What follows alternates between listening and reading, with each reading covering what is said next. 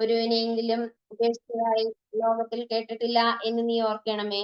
കന്യകളുടെ രാജ്ഞിയായ കന്യകയെ, ദയുള്ള മാതാവേ, ഈ വിശ്വാസത്തിൽ ധൈര്യപ്പെട്ട് അങ്ങേ തൃപ്പാദങ്ങളിൽ ഞാൻ അണയുന്നു.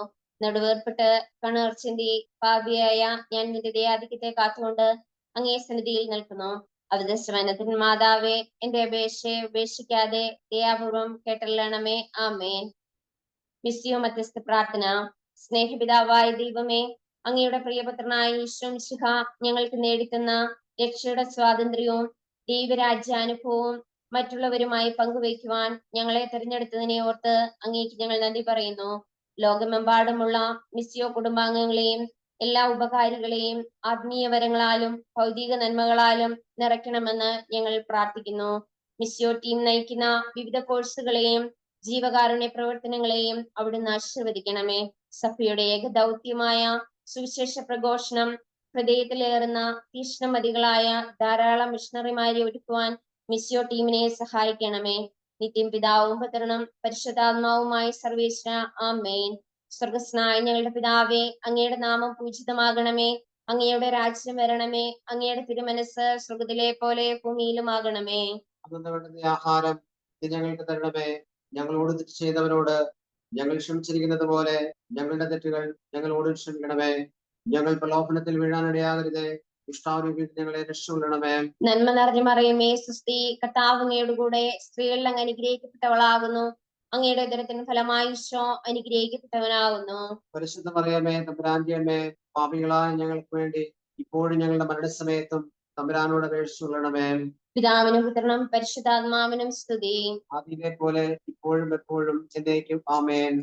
ഈശോ മിശിഹായ്ക്ക് സ്തുതിയായിരിക്കട്ടെ. ഈശോ മിശിഹായ്ക്ക് സ്തുതിയായിരിക്കട്ടെ.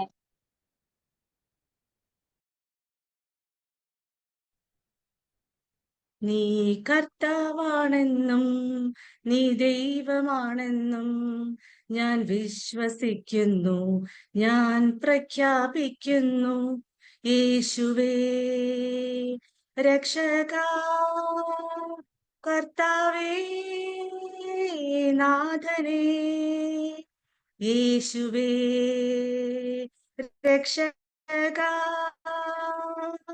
കർത്താവേ നാഥനേ. നീ സൃഷ്ടാവാണെന്നും നീ പാലകനാണെന്നും ഞാൻ വിശ്വസിക്കുന്നു, ഞാൻ പ്രഖ്യാപിക്കുന്നു. ഓ എന്റെ ദൈവമേ, ഓ എന്റെ കർത്താവേ, ആരാധന അങ്ങേക്കാരാധന. ഓ എന്റെ ദൈവമേ, ഓ എന്റെ കർത്താവേ, ആരാധന അങ്ങേക്കാരാധന.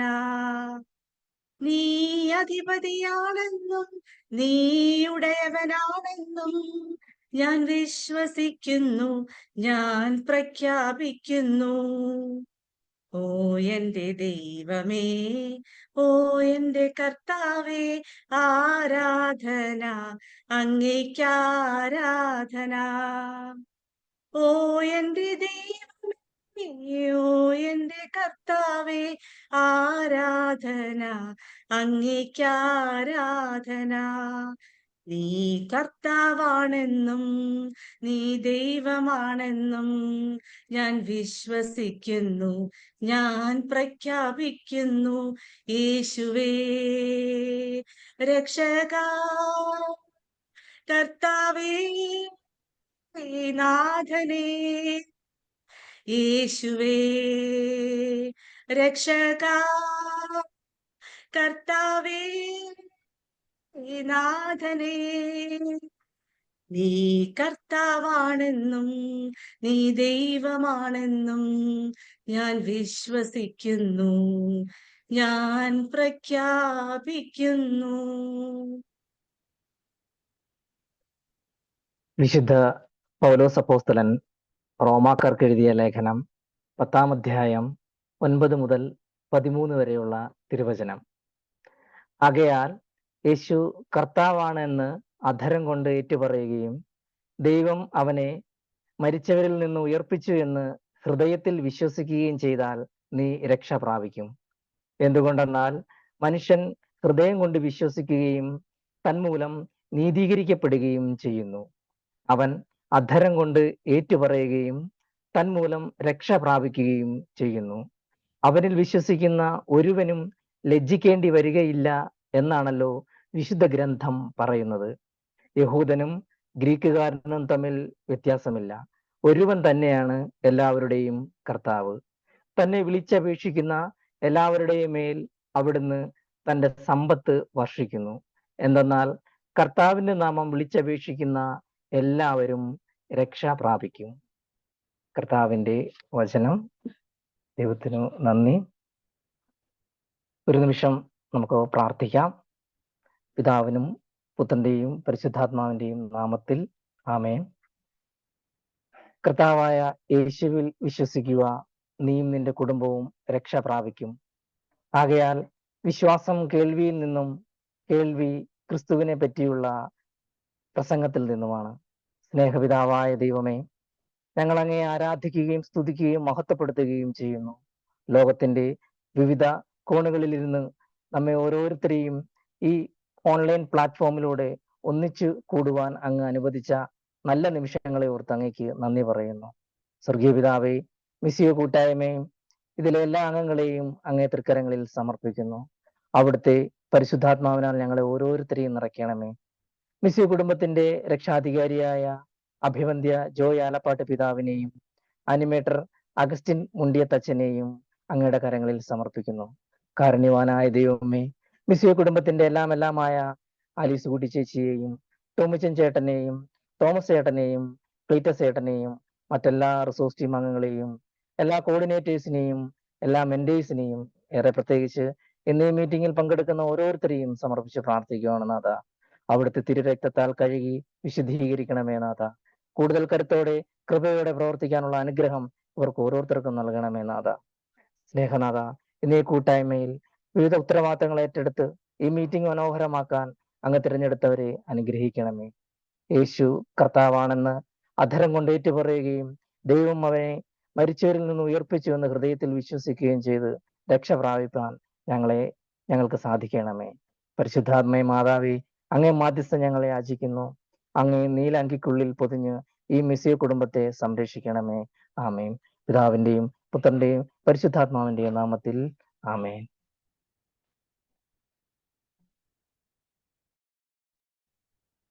ആമേൻ. ഇന്നത്തെ ഒരു 4ാമത്തെ സെഷനിലേക്ക് നമ്മൾ കടക്കുകയാണ്. മുന്നോടിയായിട്ട് നമുക്ക് നമ്മുടെ ഈ ഒരു ദിവസത്തെ സെഷനിൽ നമ്മളെ പ്രാർത്ഥനയോടെ സഹായിച്ച ജോമാരെ പ്രാർത്ഥനയോടെ സഹായിച്ച ചേച്ചിയെയും കുടുംബത്തെയും പ്രാരംഭഗാനം ആരംഭിച്ച ലതച്ചി നമ്മുടെ പ്രാർത്ഥനയിലൂടെ നമ്മൾ നയിച്ചുകൊണ്ടിരുന്ന രഞ്ജിത്തേട്ടൻ, ഇവർക്ക് നന്ദി പറയുന്നു. നമ്മൾ കഴിഞ്ഞ 3 ആഴ്ചകളായിട്ട് പ്രധാനപ്പെട്ട 3 സെഷനിലൂടെ കടന്നുപോയിരുന്നു. ദൈവസ്നേഹത്തെക്കുറിച്ചും പാപാവസ്ഥയെക്കുറിച്ചും യേശു ഏകരക്ഷകൻ എന്നീ സെഷനിലൂടെ കടന്നുപോവുകയാണ്. ഈ ഒരു ആഴ്ച നമ്മൾ പ്രധാനമായിട്ടും കടന്നു പോകുന്നത് വിശ്വാസ പ്രത്യുത്തരത്തെ കുറിച്ചാണ്.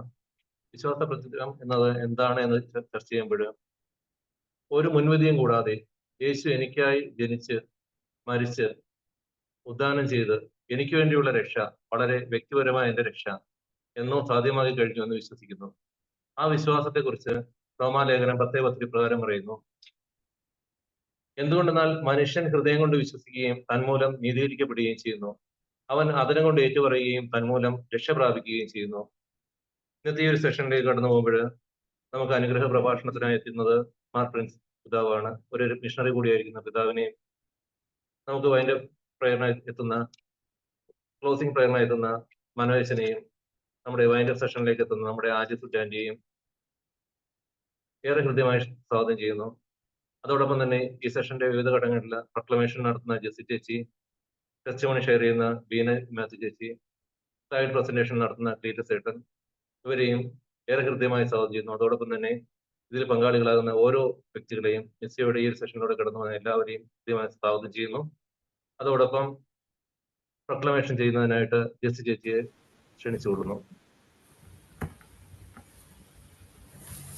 ഈശോ മിശിഹായ്ക്ക് സ്തുതിയായിരിക്കട്ടെ.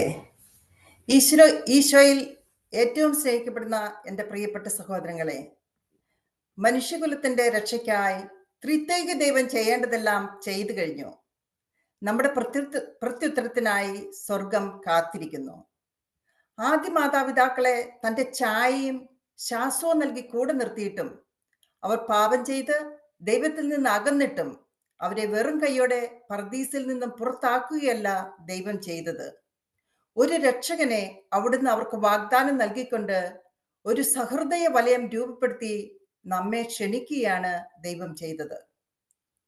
പഴയ നിയമ ഗ്രന്ഥത്തിൽ നമുക്ക് കാണാം, തന്റെ ജനത്തെ രക്ഷിക്കുവാൻ വേണ്ടി പിതാവായ ദൈവം പൂർവ്വപിതാക്കന്മാരെയും പ്രവാചകന്മാരെയും കാലാകാലങ്ങളിൽ അയക്കുകയും അവർ ദൈവത്തോടുള്ള വിശ്വസ്തതയും സ്നേഹവും കൊണ്ട് തനിക്കുള്ളതെല്ലാം ഉപേക്ഷിച്ചും എബ്രഹാം തന്റെ പുത്രനെ തന്നെ ബലി കഴിക്കുവാൻ തയ്യാറാവുകയും ചെയ്തു.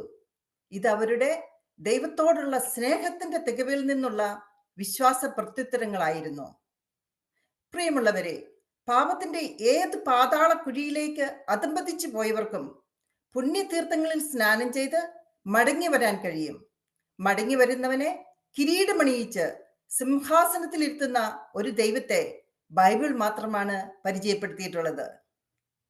മടങ്ങി വരുന്നവനെ തിരുത്തുക വലിയ അനുഗ്രഹങ്ങളിലേക്കുള്ള ക്ഷണമാണെന്ന് തിരിച്ചറിയാൻ നമുക്ക് സാധിക്കട്ടെ. കുറ്റബോധത്തിന്റെയും ഭാരത്തിന്റെയും ഇന്നലകളിൽ നിന്ന് പുണ്യത്തിന്റെയും പശ്ചാത്താപത്തിന്റെയും പ്രായശ്ചിത്തത്തിന്റെയും നാളുകളിലേക്ക് യാത്ര ചെയ്യാൻ പറ്റുന്ന ഒരു പ്രത്യുത്തരമായിരിക്കട്ടെ നമ്മുടേത്.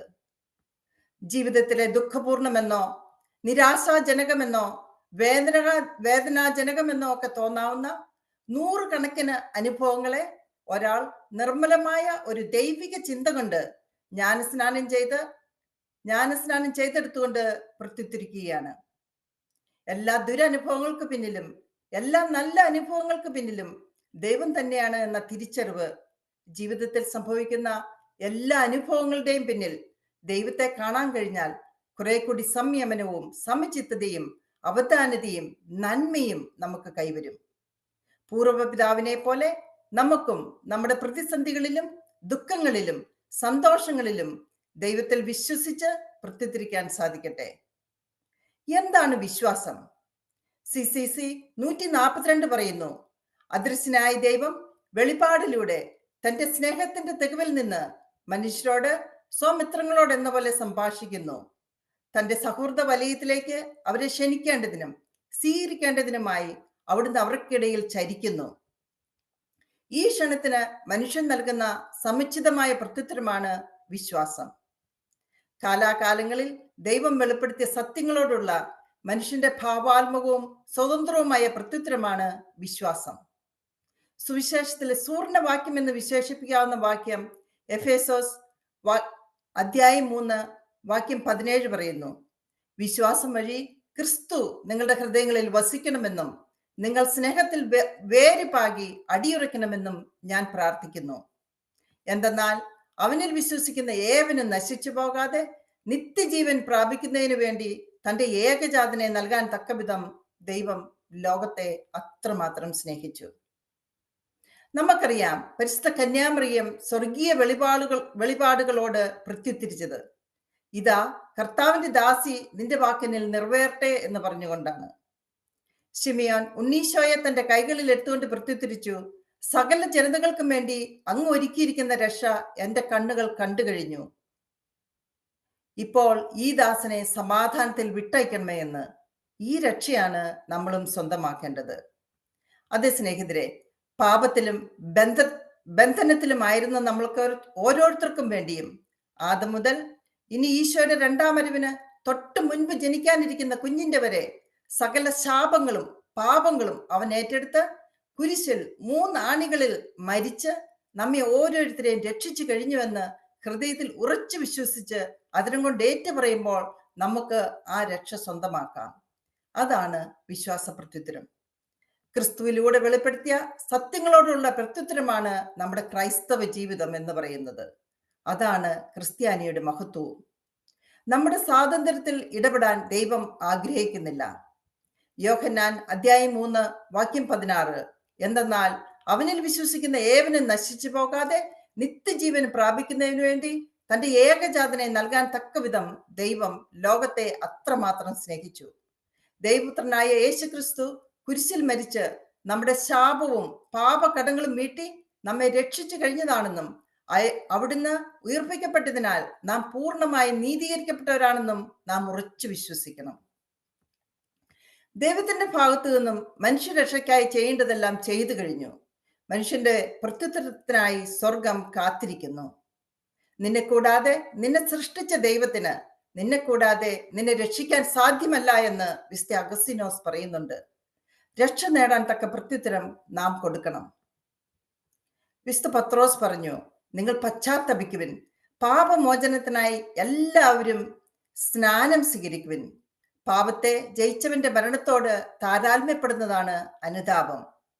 നാം ഇനി പാപത്തിന് അടിമപ്പെടാതിരിക്കത്തക്ക വിധം പാപപൂർണമായ ശരീരത്തെ നശിപ്പിക്കാൻ വേണ്ടി നമ്മിലെ പഴയ മനുഷ്യൻ അവനോടുകൂടി ക്രൂശിക്കപ്പെട്ടിരിക്കുന്നു. അതിനാൽ പ്രിയ സഹോദരരെ, നാം നമ്മുടെ പാപങ്ങളെല്ലാം ഓർത്ത് അനുതപിച്ച് ഹൃദയം നുറുങ്ങി കണ്ണീരൊഴുക്കി ഏറ്റുപറയണം. നിരുപാധികം ക്ഷമിക്കുവാനും ഒരുങ്ങണം. 1 യോഹന്നാൻ അധ്യായം 1 വാക്യം 8, നമുക്ക് പാപമില്ലെന്ന് നാം പറഞ്ഞാൽ അത് ആത്മവഞ്ചനയാകും, അപ്പോൾ നമ്മിൽ സത്യമില്ലെന്ന് വരും. എന്നാൽ നാം പാപങ്ങൾ ഏറ്റുപറയുന്നെങ്കിൽ അവൻ വിശ്വസ്തനും നീതിമാനുമാകിയാൽ പാപങ്ങൾ ക്ഷമിക്കുകയും എല്ലാ അനീതികളിൽ നിന്ന് നമ്മെ ശുദ്ധീകരിക്കുകയും ചെയ്യും. അതിനാൽ എൻ്റെ പ്രിയ സഹോദരരെ, നമുക്ക് ആത്മശോധന ചെയ്യാം. നമ്മൾ വിശുദ്ധിയിലാണോ ജീവിക്കുന്നത്? യേശു നേടിത്തന്ന രക്ഷ സ്വന്തമാക്കണമെങ്കിൽ വിശുദ്ധി വേണം. അത് സ്വന്തമാക്കാൻ പാപക്ഷമ, ഫൊർഗീവ്നെസ്, പാസ്റ്റ് ടെൻസിന്റെ റെമിഷൻ നടക്കുന്നത് കുമ്പസാരത്തിലൂടെയാണ്. ചെയ്തുകൊണ്ടിരിക്കുന്ന പാപങ്ങൾക്ക് നിരന്തരമായ കഴുകൽ കുമ്പസാരത്തിലൂടെ നമ്മൾ നേടിയാൽ നമുക്ക് രക്ഷയും വിശുദ്ധ ജീവിതവും നയിക്കാൻ സാധിക്കും. സുഭാഷിതങ്ങൾ അധ്യായം 6 വാക്യം 16 മുതൽ 19 വരെയുള്ള വാക്യങ്ങൾ പറയുന്നു, കർത്താവ് വെറുക്കുന്ന 6 കാര്യങ്ങളുണ്ട്. 7ാമത് ഒന്നുകൂടി അവിടുന്ന് മ്ലേച്ഛമായി കരുതുന്നു. ഗർവു കലർന്ന കണ്ണ്, വ്യാജം പറയുന്ന നാവ്, നിഷ്കളങ്കമായ രക്തം ചൊരിയുന്ന കൈ, ദുഷ്കൃത്യങ്ങൾ നനയ്ക്കുന്ന ഹൃദയം, തിന്മയിലേക്ക് പായുന്ന പാദങ്ങൾ, അസത്യം പറഞ്ഞുകൂടുന്ന കള്ളസാക്ഷി, സഹോദരങ്ങൾക്കിടയിൽ ഭിന്നത വിതയ്ക്കുന്നവൻ, കൂടാതെ പ്രമാണലംഘനം, സാപത്താചരണം, പരിശുദ്ധാത്മാവിനെതിരായിട്ടുള്ള പാപങ്ങൾ, മൂലപാപങ്ങൾ, ബന്ധങ്ങൾ, നമ്മോട് തന്നെയുള്ള ബന്ധം, പ്രപഞ്ചത്തോട്, സഭയോട്, കുടുംബത്തോട്, കൂട്ടുകാരോട്, ജോലിയിൽ ദശാംശം കൊടുക്കൽ, എല്ലാം നമ്മൾ ഓർത്ത് കണ്ണുനീരൊഴുക്കി അനുതപിച്ചേറ്റ് പറയുമ്പോൾ ആ രക്ഷ നമുക്ക് സ്വന്തമാക്കാം. എൻ്റെ പ്രിയ സഹോദരരെ, എന്തിനു കുമ്പസാരിക്കണം എന്ന് ചോദിച്ചാൽ, എല്ലാ പാപങ്ങളും ഏറ്റുപറയുമ്പോൾ സാത്താന് നിന്റെ മേലുള്ള എല്ലാ അവകാശവും തകർക്കപ്പെടും. യോഹന്നാൻ 10:10, മോഷ്ടിക്കാനും കൊല്ലാനും നശിപ്പിക്കാനുമാണ് കള്ളൻ വരുന്നത്, എന്നാൽ ഞാൻ വന്നിരിക്കുന്നത് അവർക്ക് ജീവൻ ഉണ്ടാകാനും അത് സമർത്ഥമായി ഉണ്ടാകാനുമാണ്. പാപത്തിന് അതിൽ തന്നെ ഒരു കെണിയുണ്ട്. സുഭാഷിതങ്ങൾ അധ്യായം 28 വാക്യം 13 പറയുന്നു, തെറ്റുകൾ മറച്ചു വയ്ക്കുന്നവന് ഐശ്വര്യം ഉണ്ടാവുകയില്ല, അവ ഏറ്റുപറഞ്ഞ് പരിത്യജിക്കുന്നവന് കരുണ ലഭിക്കും. എന്നാൽ റോമാക്കാർക്ക് എഴുതിയ ലേഖനം അധ്യായം 2 വാക്യം 9 പറയുന്നു, തിന്മ പ്രവർത്തിക്കുന്ന ഏതൊരുവനും ആദ്യം യഹൂദനും പിന്നെ ഗ്രീക്കുകാരനും ക്ലേശവും ദുരിതവും ഉണ്ടാകും. ഒരു എക്സാമ്പിൾ പറഞ്ഞാൽ, ഒരു പാത്രത്തിൽ ഉപ്പ് വെച്ചിരിക്കുന്നു, പഞ്ചസാരയാന്നോർത്ത് അത് കഴിച്ചു. കുറിച്ചു കഴിയുമ്പോൾ കഴിച്ചവന് ദാഹം ഉണ്ടാകുന്നത് പോലെ പാപം ചെയ്യുന്നവന് ക്ലേശവും ദുരിതവും ഉണ്ടാകുന്നത് കൊണ്ട് ഏറ്റുപറഞ്ഞ് സൗഖ്യം നേടുക. കരുണയുടെ കൂതാശയാണ് കുമ്പസാരം. തിന്മ കെട്ടിക്കിടന്നാൽ അതൊരിക്കൽ തിളച്ച് കവിയും. ഒരു എക്സാമ്പിൾ പറഞ്ഞാൽ, പാല് ചെറുതായി തിളച്ചുകൊണ്ടിരിക്കും, അതിനെ സിംറൈസിങ്. ചൂട് കൂടിയാൽ അത് തിളച്ച് കവിയും, ബോയിലിംഗ് പോയിന്റ്. അതുപോലെ പാപം തിളയ്ക്കാൻ തുടങ്ങുമ്പോഴേ അത് തടയണം, കുമ്പസാരിക്കണം. ദൈവത്തിന്റെ ഇടപെടലിന് തടസ്സമുള്ളതെല്ലാം നമുക്ക് ഏറ്റുപറഞ്ഞ് കുമ്പസാരിക്കണം. ബാങ്കിൽ പണം ഉണ്ടായിട്ടും ചെക്കിട്ടോ ക്രെഡിറ്റ് കാർഡ് ഇട്ടോ പണം എടുക്കാതിരുന്നാൽ നമുക്കത് ഉപയോഗശൂന്യമാകുന്നത് പോലെ സഭ നമുക്കായി ഒരുക്കിയിരിക്കുന്ന കൂദാശകളിലൂടെ നമുക്ക് നമ്മുടെ കടങ്ങൾ എഴുതിത്തള്ളുവാനും എല്ലാവരോടും നിരുപാധികം ക്ഷമിക്കുവാനും നമുക്ക് സാധിക്കട്ടെ. നമ്മുടെ വിശുദ്ധീകരണമാണ് ദൈവം ആഗ്രഹിക്കുന്നത് എന്ന് വിശുദ്ധ പൗലോസ് ലിഹായും പറയുന്നുണ്ടല്ലോ. ഒന്ന് കാണാൻ മാത്രം ആഗ്രഹിച്ച് മരക്കൊമ്പിൽ കയറിയിരുന്ന സക്കോവിസിനോടൊപ്പം വീട്ടിലേക്ക് യേശു സാന്നിധ്യം എത്തുന്നു. അടിമുടി എല്ലാം മാറുന്നു. സമ്പത്ത് വഞ്ചിച്ചവന് 4 ഇരട്ടി തിരിച്ചു കൊടുത്തുകൊണ്ട് പ്രായശ്ചിത്തം നിറവേറ്റി രക്ഷയിലേക്ക് കടന്നു വരുന്ന സക്കോവിസിനെ നമുക്ക് കാണാം.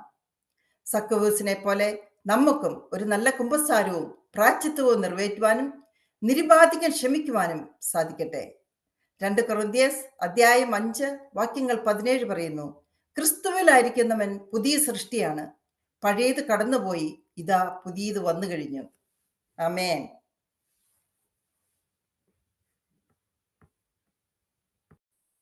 ആമേൻ ചേച്ചി, താങ്ക് യു. മടങ്ങി വരുന്നവരെ കിരീടമണിയിക്കുന്ന ദൈവം, വളരെ നല്ലൊരു ടൈറ്റിലായിരുന്നു ചേച്ചി തുടക്കം. നമ്മളിപ്പോ ഓരോരുത്തർക്കുമായി രക്ഷ ഒരു വ്യക്തിപരമായ അനുഭവമായി പേഴ്സണലൈസ്ഡ് ആയിട്ട് ഒരു ഇൻവിറ്റേഷൻ നമുക്ക് ലഭിക്കുന്നതായിട്ട് രക്ഷ നേടാൻ തക്ക വിധം നമ്മൾ പ്രത്യുദ്ധരിക്കുവാനായിട്ട് ചേച്ചി ഒരുക്കുവരും നമ്മുടെ ഓരോരുത്തരെയും. അമ്മ പറഞ്ഞ പോലെ മാതാവ് പറഞ്ഞ അതേ വാക്ക് നമുക്ക് ഇതാ കർത്താവിന്റെ ദാസൻ അഥവാ കർത്താവിന്റെ ദാസി എന്ന് പറയുവാനായിട്ട് അവിടുത്തെ നമ്മുടെ ഓരോരുത്തരെയും ജീവിതത്തിന്റെ ലോഡ്ഷിപ്പ് നൽകിക്കൊണ്ട് നമുക്ക് മുന്നേറാം. ചേച്ചിയുടെ ഒരു നല്ല സമയങ്ങൾക്ക് പ്രൊക്ലമേഷന് നന്ദി പറയുന്നു. ടെസ്റ്റ് മണിക്കായിട്ട് ബീന മാത്യു ചേച്ചിയെ ക്ഷണിക്കുന്നു. ദൈവനാമത്തിന് മഹത്വം ഉണ്ടാകട്ടെ. എൻ്റെ പേര് ബീന മാത്യു. ഞാൻ പാലായിൽ താമസിക്കുന്നു.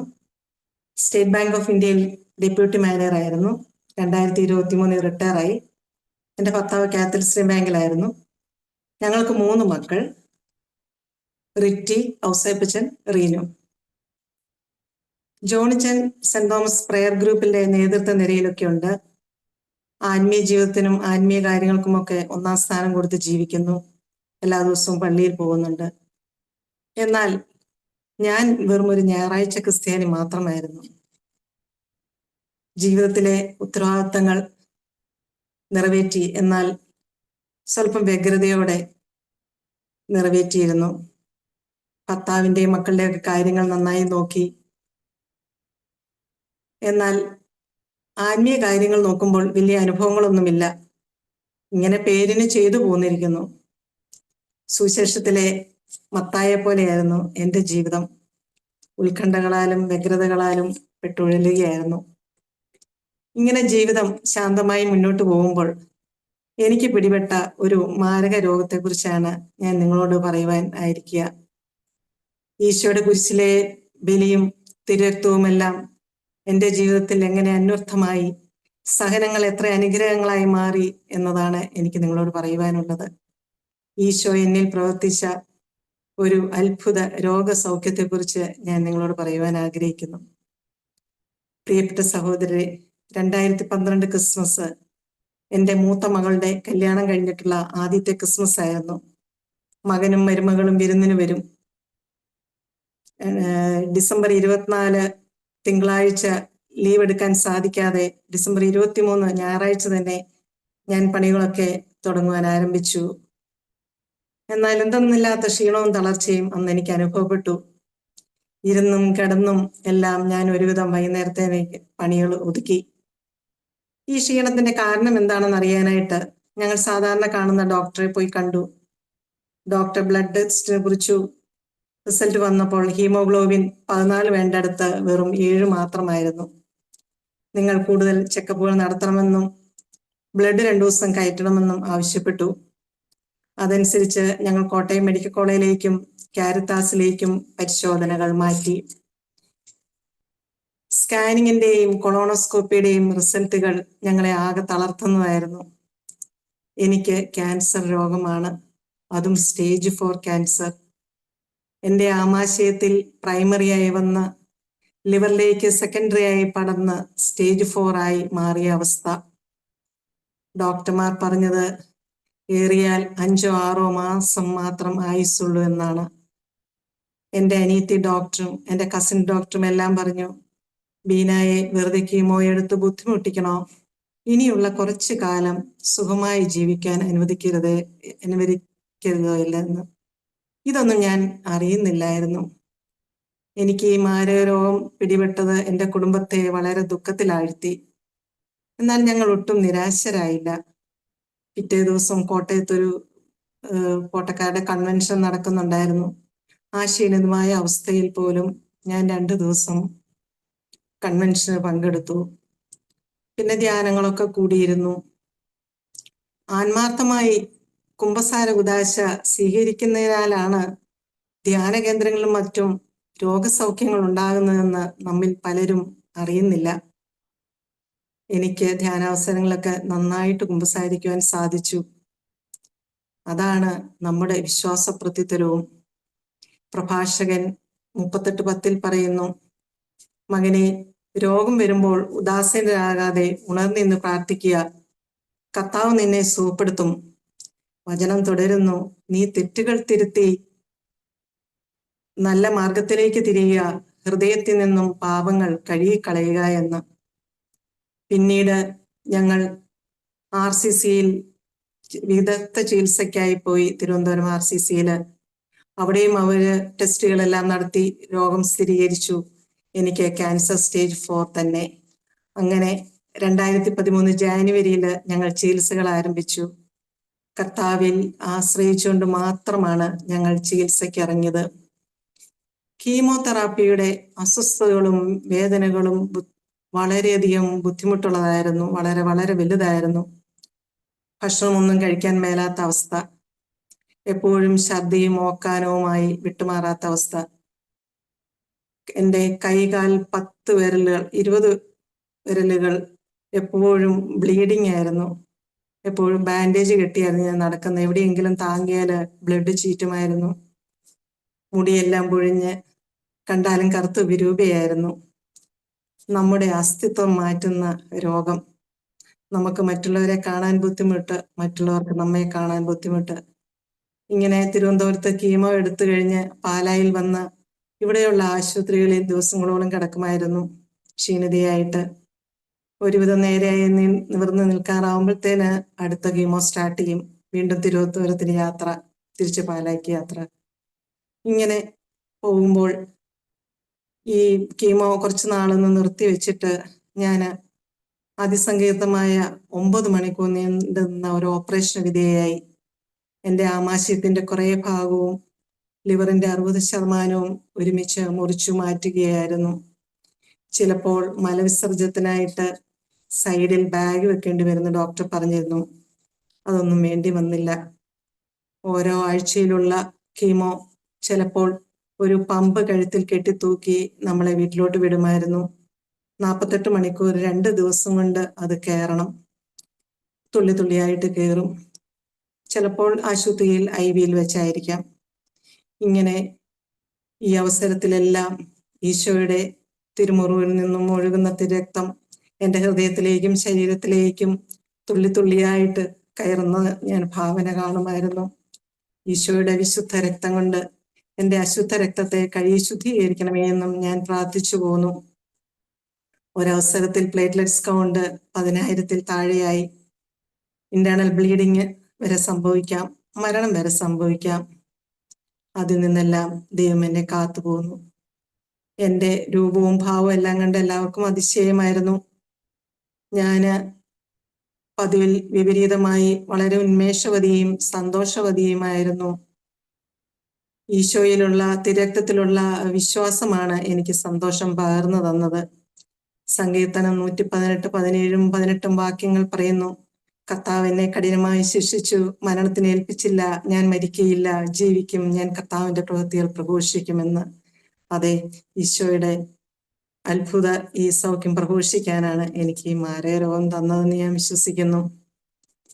ക്യാൻസർ രോഗം അറിഞ്ഞ നാൾ മുതൽ എൻ്റെ വീട്ടിൽ പ്രാർത്ഥന ശക്തിപ്പെടുത്തി. വിശ്വാസത്തോടെയുള്ള പ്രാർത്ഥനയായിരുന്നു. പിന്നീട് ആദ്യമേ തന്നെ 24 മണിക്കൂർ ഒരു അഖണ്ഡ ജപമാല നടത്തി. പിന്നീട് ജോണിച്ചനും ബന്ധുക്കളും സഹോദരങ്ങളും പ്രാർത്ഥനാ കൂട്ടായ്മയിലെ സഹോദരങ്ങളും എല്ലാവരും കൂടെ കൂടി ഓരോ കീമോയുടെയും തലേദിവസം 12 മണിക്കൂർ അഖണ്ഡ ജപമാല നടത്തുമായിരുന്നു. യാക്കോബ് 5:15 വിശ്വാസത്തോടെയുള്ള പ്രാർത്ഥന രോഗിയെ സുഖപ്പെടുത്തും, കർത്താവ് അവനെ എഴുന്നേൽപ്പിക്കും. പിന്നീട് ഡിവൈനിൽ ധ്യാനം കൂടി. ധ്യാനത്തിന്റെ 3-ാം ദിവസം കൊച്ചുമാത്യു അച്ഛൻ വിളിച്ചു പറഞ്ഞു, 2 ക്യാൻസർ രോഗികൾ സുഖപ്പെടുന്നുവെന്ന്. അതിലൊരാൾ ഞാനായിരിക്കണമേ എന്ന് ഞാൻ കരഞ്ഞു വിശ്വസിച്ചു പ്രാർത്ഥിച്ചു. സ്റ്റേജ് 4 ക്യാൻസർ എന്ന് പറഞ്ഞാൽ നമുക്കെല്ലാവർക്കും അറിയാം, നമ്മുടെ ശരീരത്തിന്റെ മറ്റു ഭാഗങ്ങളിലേക്ക് പടർന്ന് വീണ്ടും വെളിപ്പെടാനുള്ള സാധ്യത 95% ആണ്. വെറും 5% മാത്രമേ ഞാൻ രക്ഷപ്പെടാൻ സാധ്യതയുള്ളൂ.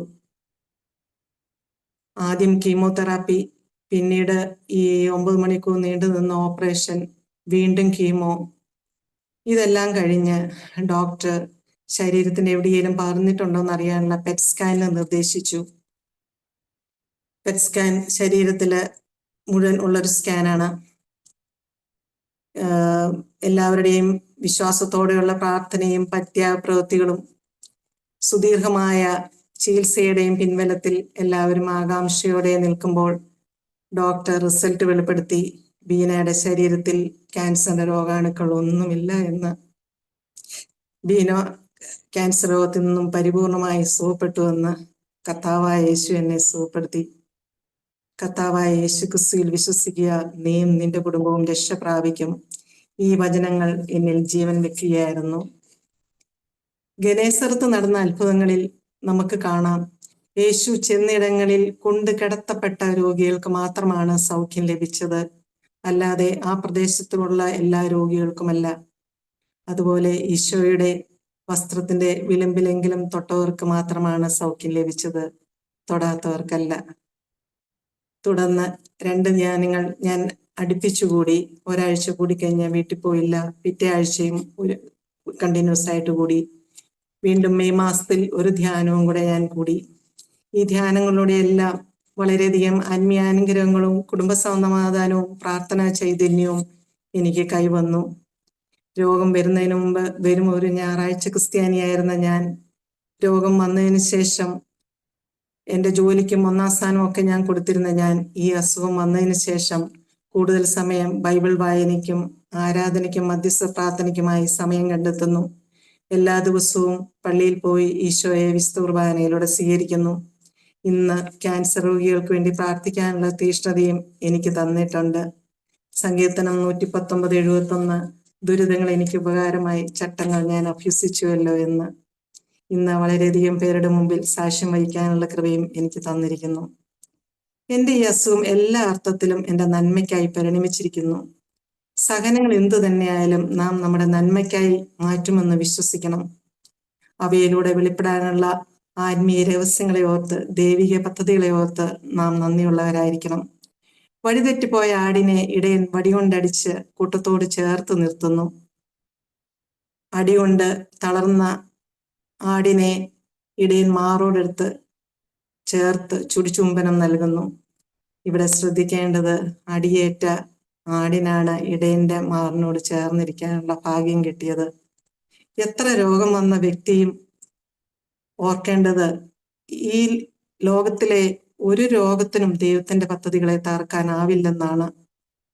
ഒരു ക്യാൻസർ വന്നു, ഇനി എല്ലാം തീർന്നു, ജീവിതത്തിന് ഇനി യാതൊരു പ്രതീക്ഷയുമില്ല, ഇങ്ങനെയുള്ള നെഗറ്റീവ് ചിന്തകളെ തകർക്കേണ്ടത് രോഗിയുടെ മനസ്സാണ്. ഈശോ തന്ന സൗഖ്യത്തിലേക്കും ആരോഗ്യത്തിലേക്കും സൗഖ്യദായ വചനങ്ങളിലേക്കും നമ്മുടെ ചിന്തകളെ തിരിച്ചുവിടുക. ചിലരുണ്ട്, ഡോക്ടർ പറഞ്ഞു ഇനി ഇത്ര മാസമേ ഉള്ളൂ, ഇത്ര ദിവസമേ ഉള്ളൂ എന്ന് പറഞ്ഞ് നിരാശപ്പെടുന്നവരുണ്ട്. ലൂക്ക 18:27, മനുഷ്യന് അസാധ്യമായത് ദൈവത്തിന് സാധ്യമാണ്. നമ്മുടെ എല്ലാം രോഗങ്ങൾ സുഖപ്പെടുക എന്നത് ദൈവ തിരുമനസ്സാണ്. നാം രോഗികളായി കഴിയുന്നത് ഈശോയ്ക്ക് ഇഷ്ടമുള്ള കാര്യമല്ല. അതിനാൽ രോഗസൗഖ്യത്തിനായിട്ട് പ്രാർത്ഥിക്കുന്നതും ഈശോയ്ക്ക് ഇഷ്ടമുള്ള കാര്യമാണ്. അവന്റെ ഇഷ്ടത്തിനനുസരിച്ച് നാം എന്തെങ്കിലും ചോദിച്ചാൽ അവൻ നമ്മുടെ പ്രാർത്ഥന കേൾക്കുമെന്നാണ് നമുക്ക് അവനിലുള്ള ഉറപ്പ്. നാം ചോദിച്ചത് കേൾക്കുമെന്ന് നമുക്കറിയാമെങ്കിൽ നാം ചോദിച്ചത് കിട്ടിക്കഴിഞ്ഞു എന്നും നമുക്കറിയാം.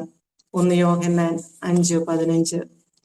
എന്നാൽ ചില അപൂർവം രോഗികളെ ഈശോയുടെ രക്ഷാകര സഹനത്തിൽ പങ്കാളികളാകാൻ തിരഞ്ഞെടുക്കുന്നു. ഈശോയുടെ പീഡകളുടെ കുറവ് അവർക്ക് സഹിക്കാൻ വേണ്ടി തിരഞ്ഞെടുക്കുന്നു. ക്ലേശങ്ങൾ മധുരമായി സഹിക്കാനുള്ള കൃപയായിരിക്കും അവർക്ക് പ്രാർത്ഥന വഴി ലഭിക്കുക. ഒപ്പം അവരുടെ വിശുദ്ധീകരണത്തിനും കുടുംബത്തിന്റെ വിശുദ്ധീകരണത്തിനുമായി ആ സഹനങ്ങൾ മാറുന്നു. ഇന്ന് 12 വർഷമായി എൻ്റെ ക്യാൻസർ രോഗം സുഖപ്പെട്ടിട്ട് ഈശോയ്ക്ക് എല്ലാ മഹത്വവും നന്ദിയും പറഞ്ഞുകൊണ്ട് ഈശോ നൽകിയ ഈ സൗഖ്യം മറ്റുള്ളവരുമായി പങ്കുവെച്ചുകൊണ്ട് ആത്മീയ ജീവിതം നയിക്കാൻ ഞാൻ പരിശ്രമിക്കുന്നു. നിന്റെ വിശ്വാസം നിന്നെ രക്ഷിക്കട്ടെ എന്ന രക്തസ്രാവക്കാരി സ്ത്രീയോടും വിശ്വസിക്കുന്ന പോലെ ഭവിക്കട്ടെ എന്ന് ശതാധിപനോടും ഈശോ പറയുന്നുണ്ട്. എല്ലാ രോഗികളെയും സുഖപ്പെടുത്തുന്ന നാമും വിശ്വസിച്ചാൽ നമ്മോടും ഈശോ പറയും, നിന്റെ വിശ്വാസം നിന്നെ രക്ഷിച്ചിരിക്കുന്നു എന്ന്. Praise the Lord.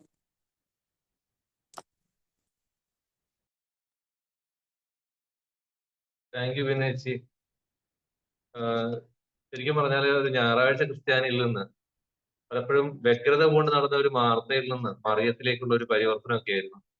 ഓരോ ധ്യാന കേന്ദ്രങ്ങളിലും ഒക്കെ രോഗശാന്തി നടക്കുന്നു എന്നതിന്റെ പിന്നിലുള്ള രഹസ്യം അറിഞ്ഞുള്ള കുമ്പസാരം ഭാവസങ്കീർത്തനമാണെന്നും രോഗം വരുമ്പോൾ പ്രാർത്ഥിച്ച എന്നുള്ള ആ ഒരു വചനമുണ്ടല്ലോ, സുഭാഷിതം 38:9 പറയുന്ന മകനെ രോഗം വരുമ്പോൾ ഉദാസീനരാകാതെ കർത്താവിനോട് പ്രാർത്ഥിക്കുക. ശരിക്കും നമ്മൾക്കുള്ള തരുന്ന ഒരു ഉപദേശ രൂപേണയൊക്കെ പറഞ്ഞ് അവസാനിപ്പിക്കുമ്പോൾ 12 വർഷം മുമ്പ് വന്ന് തന്റെ ശരീരത്ത് വന്ന രോഗത്തെ വചനം ആത്മാവും ജീവനുമാണ് തിരിച്ചറിഞ്ഞ് തന്റെ ശരീരത്തെ ഓരോ അണുക്കളെയും വചനം കൊണ്ട് ശുദ്ധീകരിച്ച ചേച്ചിയുടെ ഒരു സാക്ഷ്യമായിരുന്നത്. നിന്റെ വിശ്വാസം നിന്നെ രക്ഷിച്ചിരിക്കുന്നു എന്ന് പറഞ്ഞ് അവസാനിപ്പിക്കുമ്പോൾ നമ്മുടെയും ജീവിതത്തിലേക്ക് വചനം പ്രാവർത്തികമാകട്ടെ എന്ന് നമുക്ക് പ്രാർത്ഥിക്കാം. വചനം ജീവിക്കാൻ നമുക്ക് ഓരോരുത്തർക്കും കഴിയട്ടെ എന്ന് ആശിക്കാം. സ്ലൈഡ് പ്രസന്റേഷന് വേണ്ടിയിട്ട് ക്ലീറ്റസ് ചേട്ടനെ ക്ഷണിക്കുന്നു.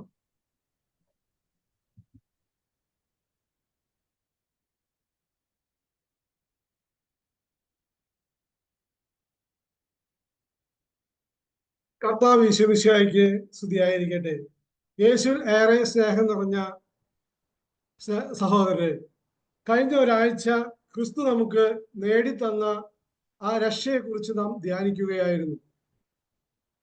ആ രക്ഷ സ്വന്തമാക്കേണ്ടതിന് നാം നൽകേണ്ട പ്രത്യുത്തരങ്ങളാണ് വിശ്വാസവും മാനസാന്തരവും എന്ന് പറയുന്നത്. അതിൽ വിശ്വാസ പ്രത്യുത്തരത്തെക്കുറിച്ച് നമ്മളോട് പ്രഘോഷണം നടത്തിയ ടെസി മാത്യുവും തൻ്റെ ജീവിതാനുഭവങ്ങൾ നമ്മളോട് പങ്കുവെച്ച ബീന മാത്യുവും വളരെ ഭംഗിയായി അത് അവതരിപ്പിക്കുകയുണ്ടായി. എന്നാൽ ഒരു സ്ലൈഡ് പ്രസന്റേഷനിലൂടെ നാം കൂടുതൽ ആഴത്തിൽ മനസ്സിലാക്കുകയാണ് വിശ്വാസ പ്രത്യുത്തരത്തെ കുറിച്ച്. ലൂക്ക 2:31 സകല ജനതകൾക്കും വേണ്ടി അങ്ങ് ഒരുക്കിയിരിക്കുന്ന രക്ഷ എൻ്റെ കണ്ണുകൾ കണ്ടു കഴിഞ്ഞു. ശിശുവായ യേശുവിനെ ജെറുസലേം ദേവാലയത്തിൽ കൊണ്ടുവരുമ്പോൾ കർത്താവിന്റെ അഭിഷിക്തനെ കാണാതെ മരിക്കുകയില്ലെന്ന് വെളിപാടുണ്ടായിട്ടുള്ള ഒരു ശിമയോൻ എന്ന ഒരു മഹാത്മാവ് അവിടെ ഉണ്ടായിരുന്നു. ആ മഹാത്മാവ് തൻ്റെ കൈകളിൽ യേശുവിനെ എടുത്തുകൊണ്ട് സാക്ഷ്യപ്പെടുത്തുകയാണ്, സകല ജനതകൾക്കും വേണ്ടി അങ്ങ് ഒരുക്കിയിരിക്കുന്ന രക്ഷ എൻ്റെ കണ്ണുകൾ കണ്ടു കഴിഞ്ഞു.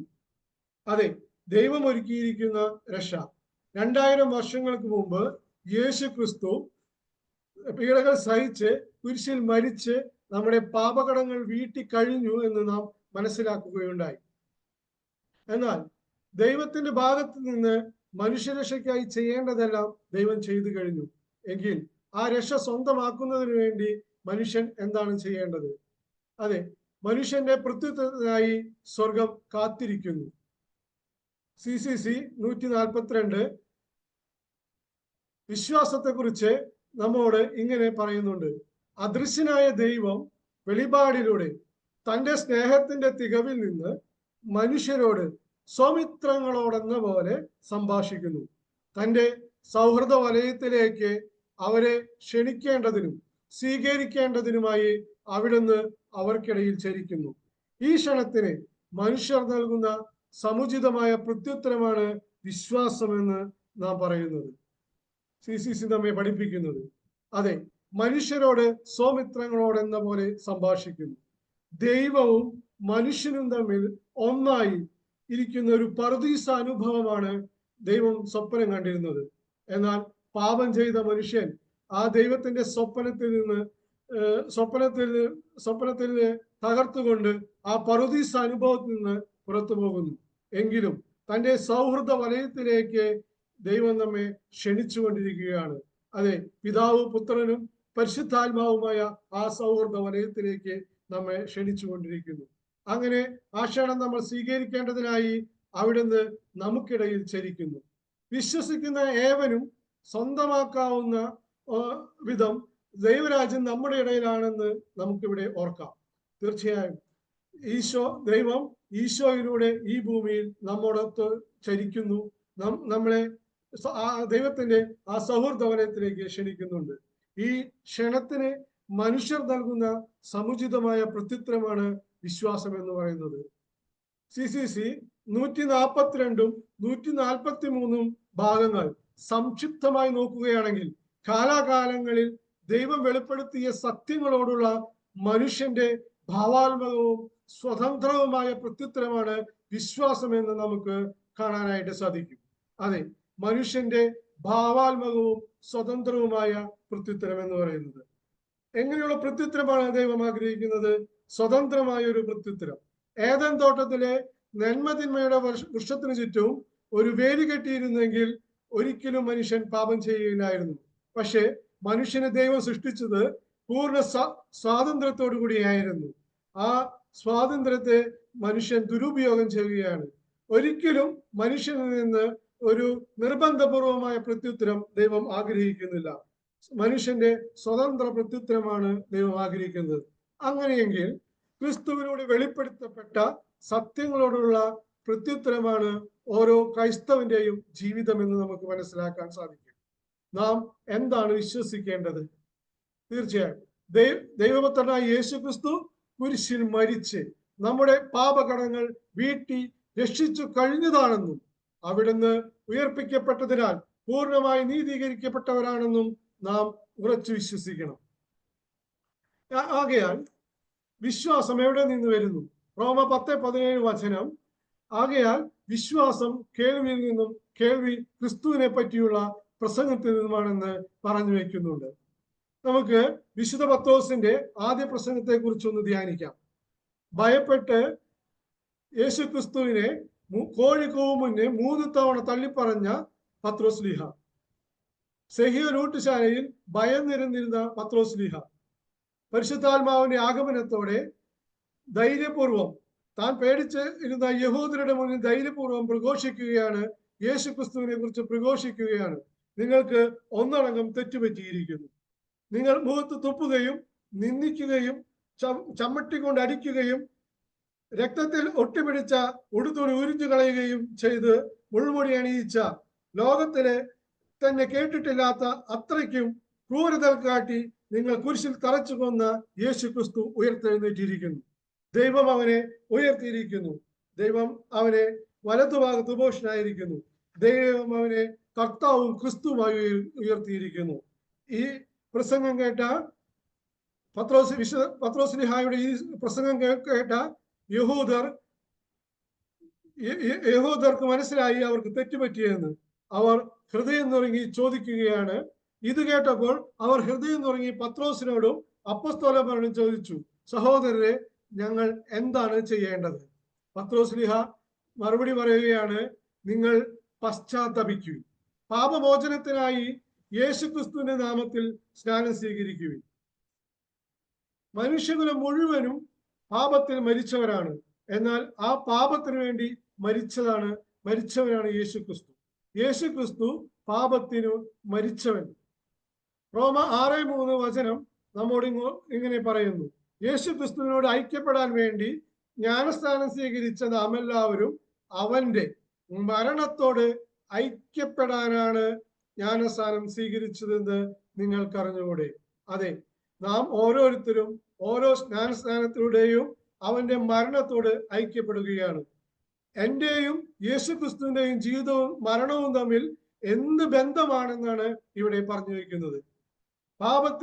നാം എല്ലാവരും പാപത്തിൽ മരിച്ചവരാണ്. ഇനി പാപത്തെ ജയിച്ചവനിൽ മരിക്കേണ്ടിയിരിക്കുന്നു. എങ്ങനെയാണ് പാപത്തിൽ ജയിച്ചവനിൽ മരിക്കുന്നത്?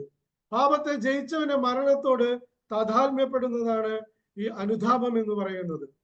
റോമ 6:6 വചനം, നാം ഇനി പാപത്തിന് അടിമപ്പെടാതായി ഇരിക്കത്തക്ക വിധം പാപപൂർണമായ ശരീരത്തെ നശിപ്പിക്കാൻ വേണ്ടി നമ്മിലെ പഴയ മനുഷ്യൻ അവനോടുകൂടെ ക്രൂശിക്കപ്പെട്ടിരിക്കുന്നുവെന്ന് നമുക്കറിയാമല്ലോ. വളരെ മനോഹരമായ ഒരു വചനമാണ്. നമ്മിലെ പഴയ മനുഷ്യനെ അവനോടുകൂടെ ക്രൂശിക്കപ്പെട്ടിരിക്കുന്നു. ഇവിടെ ഒരു ചിത്രം നമുക്ക് കാണാനായിട്ട് സാധിക്കും. ഈ ചിത്രത്തില് യേശുക്രിസ്തുവിനെ കുരിശിന്റെ മറുഭാഗത്ത് തറയ്ക്കപ്പെട്ടിരിക്കുന്ന ഒരു മനുഷ്യനെ നമുക്കിവിടെ കാണാം. അതെ, I have been crucified with Christ. ഞാൻ യേശു ക്രിസ്തുവിനോട് കൂടെ ക്രൂശിക്കപ്പെട്ടിരിക്കുന്നു. And I no longer live but Christ lives in me. അതെ, ഇനി ഞാനല്ല, അതുകൊണ്ട് ഇനി ഞാനല്ല എന്നിൽ ജീവിക്കുന്നത്, ക്രിസ്തു എന്നിൽ ജീവിക്കുന്നു. പൗലോസ് ലീഹ ഗലാത്യക്കാർക്ക് എഴുതിയ ലേഖനം 2-ാം അധ്യായം 20-ാം വാക്യം ഇങ്ങനെ പറയുമ്പോൾ, യേശു ക്രിസ്തുവിന്റെ കുരിശിന്റെ മറുവശത്ത് ഞാനും നിങ്ങളും അനുതാപത്തോടെ നമ്മെ തന്നെ ക്രൂശിക്കുമ്പോഴാണ് യേശു ക്രിസ്തുവിന് നമുക്ക് നേടിത്തന്ന ആ പാപപരിഹാരം നമുക്ക് നേടിയെടുക്കാനായിട്ട് സാധിക്കുന്നത്. അതെ, നമ്മിലെ പഴയ മനുഷ്യനെ അവനോടുകൂടി ക്രൂശിക്കുന്നതാണ് അനുതാപം എന്ന് പറയുന്നത്. റോമ 6:8 നാം ക്രിസ്തുവിനോടുകൂടി മരിച്ചുവെങ്കിൽ അവനോടുകൂടി ജീവിക്കുമെന്ന് നാം വിശ്വസിക്കുന്നു. നമുക്ക് മരണമുണ്ടെങ്കിൽ അവന്റെ ഉയർപ്പിലും നമുക്ക് അവകാശമുണ്ട്. റോമ 6:5 വചനം കൂടി നമുക്ക് ചേർത്ത് വെച്ച് വായിക്കാം. അവന്റെ മരണത്തിന് സദൃശ്യമായ ഒരു മരണത്തിൽ നാം അവനോട് ഐക്യപ്പെട്ടവരായെങ്കിൽ അവന്റെ പുനരുത്ഥാനത്തിന് സദൃശ്യമായ ഒരു പുനരുത്ഥാനത്തിലും അവനോട് ഐക്യപ്പെട്ടവരായിരിക്കും. മരണത്തിൽ ഐക്യപ്പെട്ടവരാണെങ്കിൽ പുനരുത്ഥാനത്തിലും നാം ഐക്യപ്പെട്ടവരായിരിക്കും. നമുക്കും ഒരു പുനരുത്ഥാനമുണ്ട് എന്ന് ഇവിടെ പറഞ്ഞു വയ്ക്കുകയാണ്. ഇത് വിശ്വസിക്കുന്നവർക്ക് പാപങ്ങളെ ഓർത്ത് അനുദപിക്കാതിരിക്കാൻ കഴിയുമോ? നമുക്ക് കഴിഞ്ഞ ആഴ്ച യേശുക്രിസ്തു നമുക്ക് നേടിത്തന്നത് എന്തെല്ലാമാണെന്ന് നാം കാണുകയുണ്ടായി.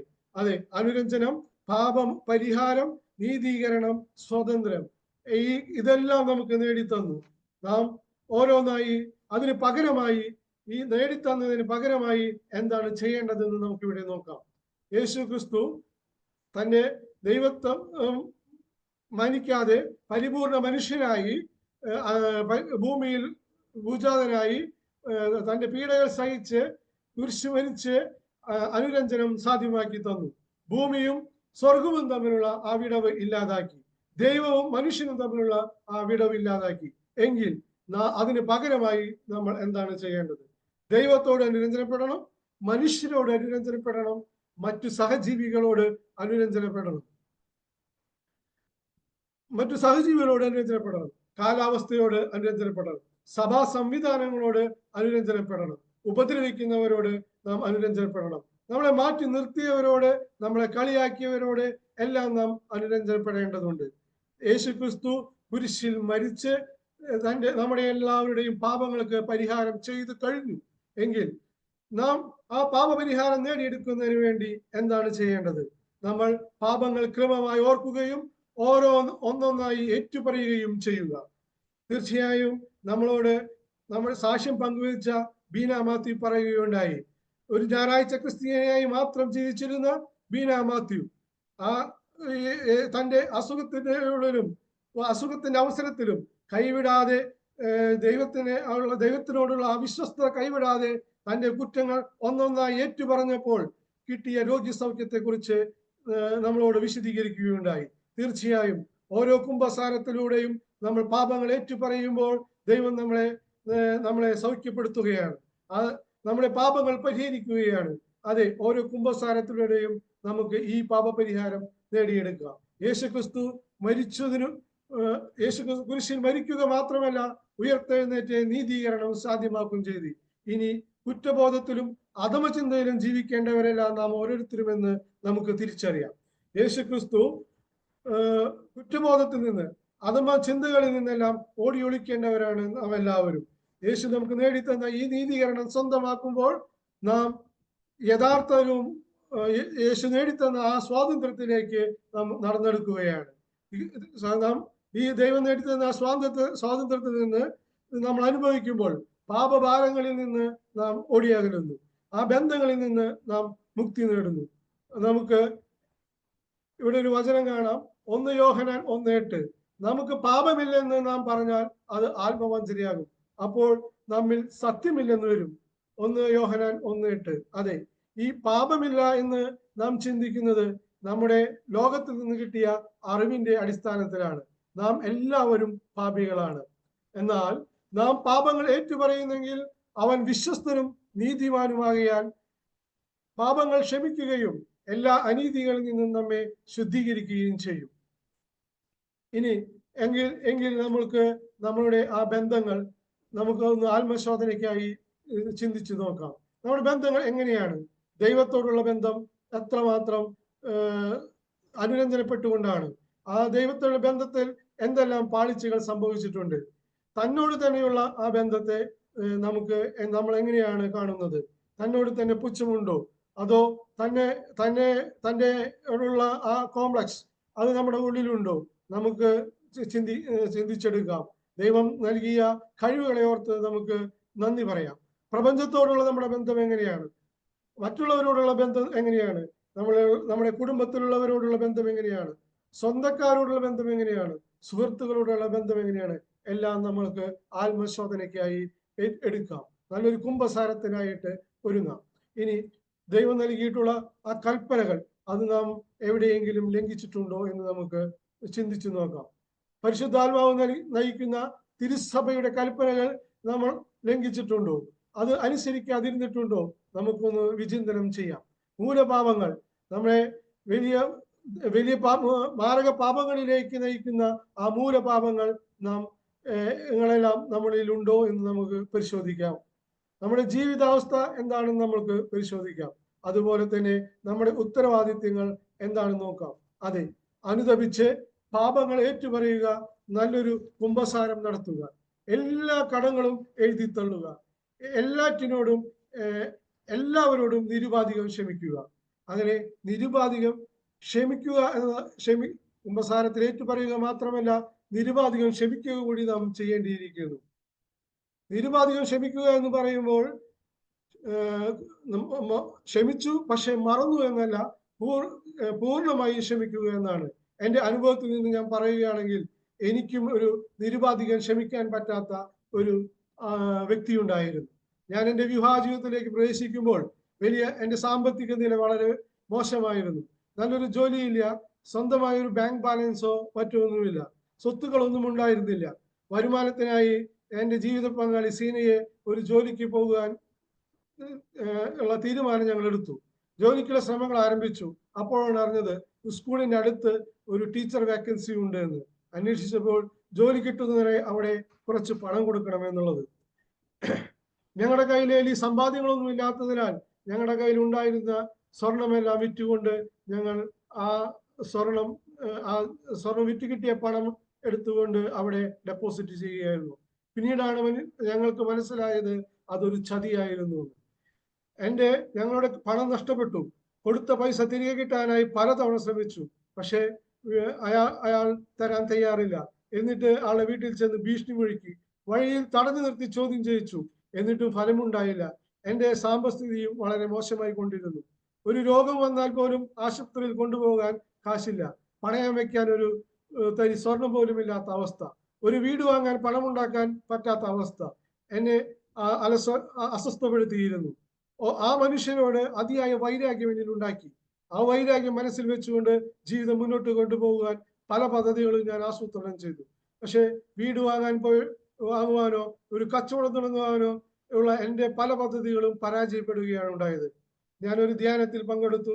എന്നെ ചതിച്ച വ്യക്തിയെ കുറിച്ച് ഞാൻ അവിടുത്തെ വൈദികനായിട്ട് സംസാരിച്ചപ്പോൾ ക്ഷമിച്ച് കുമ്പസാരിക്കുവാനായിട്ട് എന്നോട് പറഞ്ഞു. ഞാൻ കുമ്പസാരിച്ചു. പക്ഷെ എനിക്ക് മറക്കാൻ കഴിയുന്നില്ല. ഞാൻ വീണ്ടും ഒരു ആത്മീയ ഉപദേശം നേടി അയാൾക്ക് വേണ്ടി പ്രാർത്ഥിക്കുവാനായിട്ടുള്ള ഉപദേശം എനിക്ക് കിട്ടി. ഞാൻ അയാൾക്ക് വേണ്ടി പ്രാർത്ഥിക്കാൻ തുടങ്ങി. ഈ അവസരത്തിൽ എന്നെ ചതിച്ച മനുഷ്യൻ വിദേശത്തേക്ക് പോയിരുന്നു.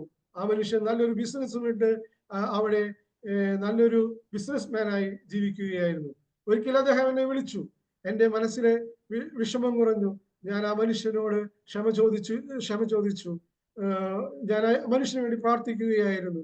പിന്നെ ഞാൻ ആ മനുഷ്യൻ എന്നോട് ചതിച്ച ചതിയെ കുറിച്ച് ഞാൻ മറന്നു.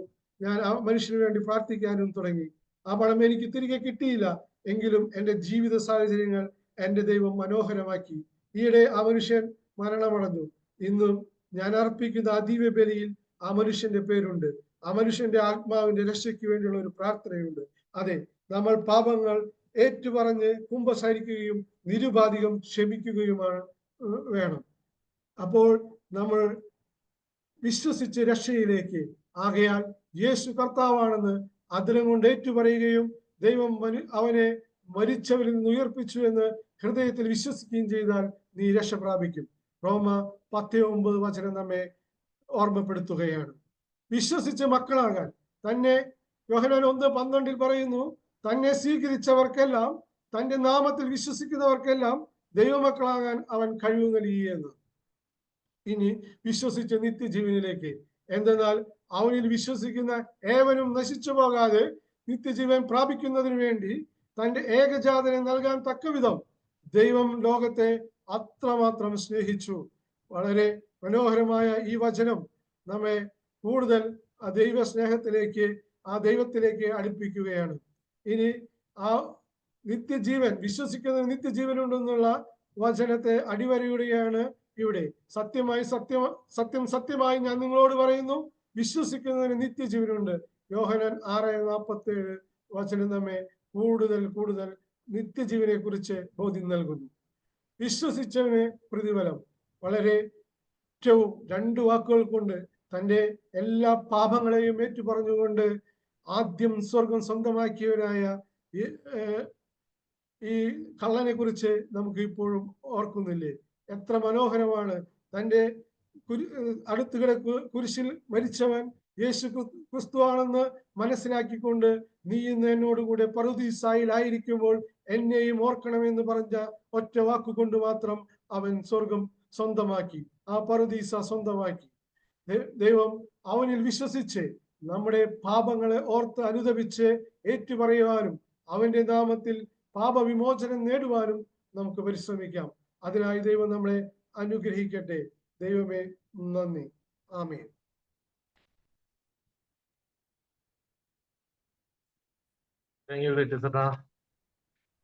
നമ്മുടെ രക്ഷയ്ക്ക് ഉതകുന്ന എല്ലാം തന്നെ ചെയ്തു കഴിഞ്ഞു. കർത്താവ് നമ്മെ ക്ഷണിക്കുന്നു, എന്റെ ജീവിതത്തിന്റെ സർവസ്വമായി അവിടുത്തെ ഏറ്റുപറയുവാനും അവിടുത്തെ മരണത്തോടും പുനരുദ്ധാനത്തോടും ഒക്കെ ഐക്യപ്പെടുവാനും, നമുക്ക് ആരോടൊക്കെയാണോ രമ്യപ്പെടേണ്ടത് അവരോടൊക്കെ രമ്യപ്പെടുവാനും, അങ്ങനെ നാം തന്നെ നീതീകരിക്കപ്പെടുവാനും, ക്രിസ്തു നൽകുന്ന ആ വലിയ സ്വാതന്ത്ര്യം നേടുവാനും ഒക്കെ നമ്മൾ ഒരുക്കുമായിരുന്നു ടീച്ചേഴ്സേട്ടൻ.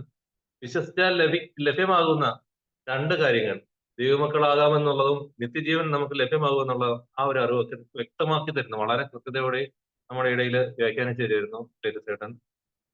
നീ എന്നോടൊപ്പം പറുദീസയായിരിക്കും എന്ന് നല്ല കളരോട് പറഞ്ഞ വാക്ക് പറഞ്ഞ് അവസാനിപ്പിക്കുമ്പോൾ നമുക്കും നിത്യജീവനിലേക്ക് നടന്നെടുക്കാം. ടീച്ചേഴ്സേട്ടാ, ഈ നല്ല സമയത്തിന് നന്ദി.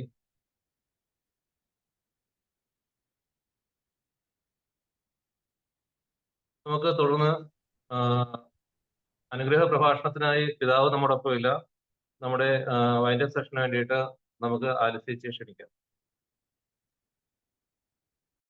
കർത്താവ് ഈശോ മിശിഹായ്ക്ക് സ്തുതിയായിരിക്കട്ടെ.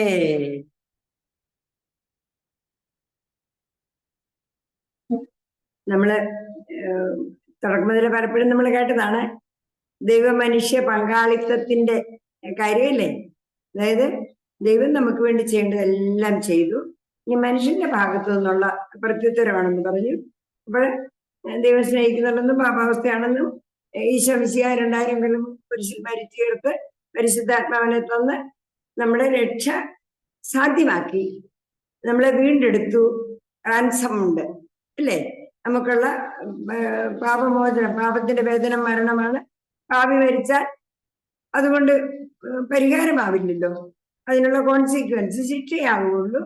പക്ഷെ പാപമില്ലാത്തവർ, നീതിരഹിതർക്ക് വേണ്ടിയുള്ള നീതിന്മാരുടെ മരണം മരിച്ച് കടം വീട്ടി, ഇനി എല്ലാ അധികാരവും എനിക്കാണെന്നൊക്കെ ഈശോ പറഞ്ഞതൊക്കെ നമ്മൾ കേട്ടു കഴിഞ്ഞ ദിവസം.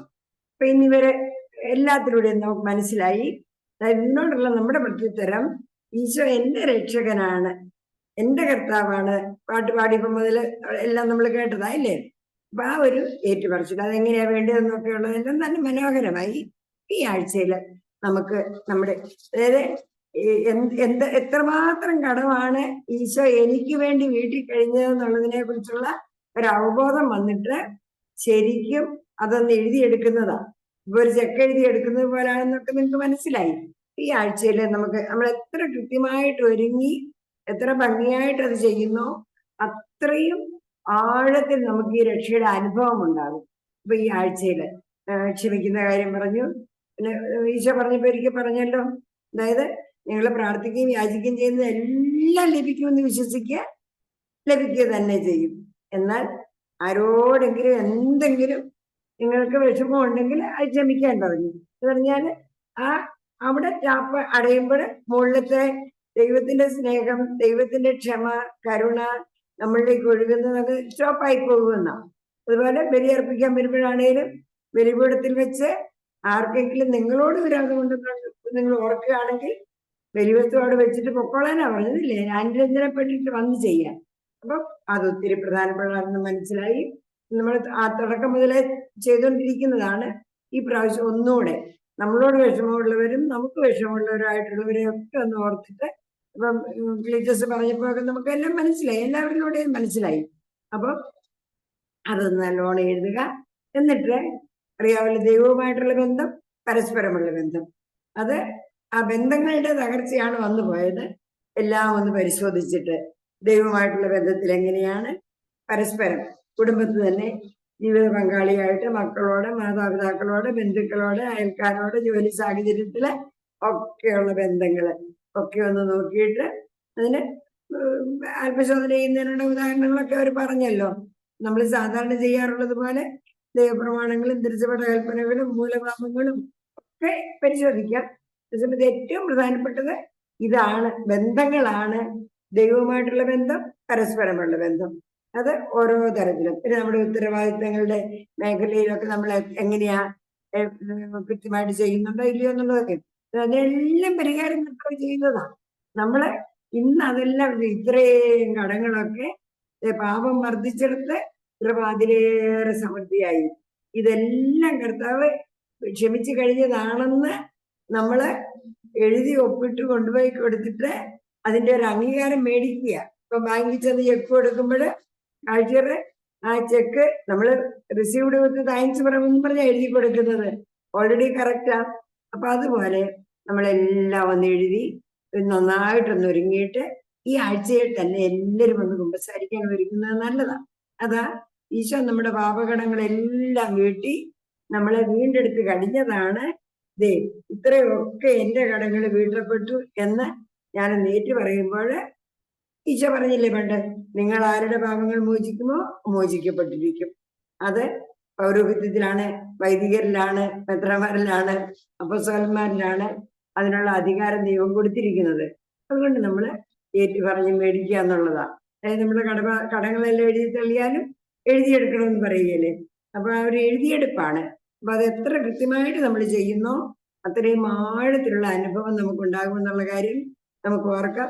കൊണ്ട് നന്നായിട്ടൊന്ന് ഒരുങ്ങി നന്നായിട്ട് ഈ ആഴ്ചയിൽ തന്നെ എല്ലാവർക്കും വേണ്ടി പ്രാർത്ഥിക്കണേ. നിങ്ങളുടെ പ്രെയർ പാർട്ട്നേഴ്സിന് വേണ്ടി, നമ്മുടെ സബ് ഗ്രൂപ്പുകളിലുള്ളവർക്ക് വേണ്ടി, നമ്മുടെ ഈ ഹോൾ ഗ്രൂപ്പില് ഈ സെഷൻസ് ഇപ്പൊ ഓൾറെഡി കേൾക്കുന്നവരോ അല്ലെങ്കിൽ യൂട്യൂബിൽ കേൾക്കുന്നവരായിട്ടുള്ള എല്ലാവരും നമുക്ക് പ്രാർത്ഥിക്കാം. എല്ലാവർക്കും നന്നായിട്ടൊന്ന് ഒരുങ്ങി ഒന്ന് നല്ലൊരു കുമ്പസാരം കഴിക്കാനുള്ള കൃപ കിട്ടാനും, അതുപോലെ അടുത്ത ആഴ്ച അതിന്റെ മാനസാന്തര പ്രതിത്വത്തിലേക്ക് വരുന്നത് സ്റ്റെപ്പ് ബൈ സ്റ്റെപ്പായിട്ട് ഓരോ ഇതും നമ്മൾ എത്ര കൃത്യമായിട്ട് ചെയ്യുന്നോ അത്രയും ആടുത്ത്. It is in your hands എന്ന് കേട്ടിട്ടില്ലേ നിങ്ങൾ? അതായത് ആ ഒരു ഞാൻ ഓർക്കുന്നുണ്ട്, ഒരിക്കലും ഞങ്ങൾക്കൊരു ക്ലാസ് എടുത്തപ്പം ഒരു ടീം പറയുകയായിരുന്നു, അതായത് വിദേശത്തൊക്കെ ഒരു തരം ഇതുണ്ടല്ലോ, കൊച്ചു പിള്ളേരൊക്കെ ഇങ്ങനെ ഓരോ ക്ലാസ്സിൽ പഠിക്കുന്ന കുട്ടികൾ ഓരോ പ്രാണിയെ പിടിച്ചു കൊണ്ടുവന്നിട്ടേ is it dead or alive എന്ന് ചോദിക്കും. അപ്പം ഡെഡ് എന്ന് പറഞ്ഞു കഴിഞ്ഞാൽ അവർ കൈ തുറക്കും, അത് പറന്നു പോകും. എലൈവ് ആണെന്ന് പറഞ്ഞാൽ അവർ ഞെക്കി ഞെക്കും, അതിന് ചത്തുപോകും. അന്നേരം ഒരു സാറിന്റെ ഇടയ്ക്ക് ഒരു ടീച്ചറിന്റെ ഇടയ്ക്ക് ചെന്ന് ചോദിച്ചപ്പോൾ ടീച്ചർ പറഞ്ഞത്രേ it is in your hands എന്ന്. അതായത് 2000 കൊല്ലം മുമ്പേ ഈശോമിശിഹ കുരിശിൽ മരിച്ചുയർത്തത് വഴി നമ്മുടെ പാപകടങ്ങളെല്ലാം വീട്ടിയതാണ്. അതായത് ഒരു പാതാളത്തിൽ കിടക്കുന്നിടത്ത്, ഒരു കിണറ്റിൽ കിടക്കുന്നിടത്ത് നമ്മളെ കയറ്റാൻ വേണ്ടി ഏണിയും കയറും എല്ലാം വെച്ച് തന്നാലും നമ്മളതിൽ കയറി പിടിച്ച് പോന്നാലല്ലേ മുകളിലെത്തുള്ളൂ. അതുപോലെ ദൈവം വിചാരിച്ചാലും സെന്റ് അഗസ്റ്റിൻ പറഞ്ഞു ഓർക്കുന്നുണ്ടല്ലോ, നിന്നെ കൂടാതെ നിന്നെ സൃഷ്ടിച്ച ദൈവത്തിന് നിന്നെ കൂടാതെ നിന്നെ രക്ഷിക്കാനാവില്ല, ഇത് നമ്മുടെ കയ്യിലാണ്. ദൈവത്തിന്റെ ഭാഗം എല്ലാം ചെയ്തു.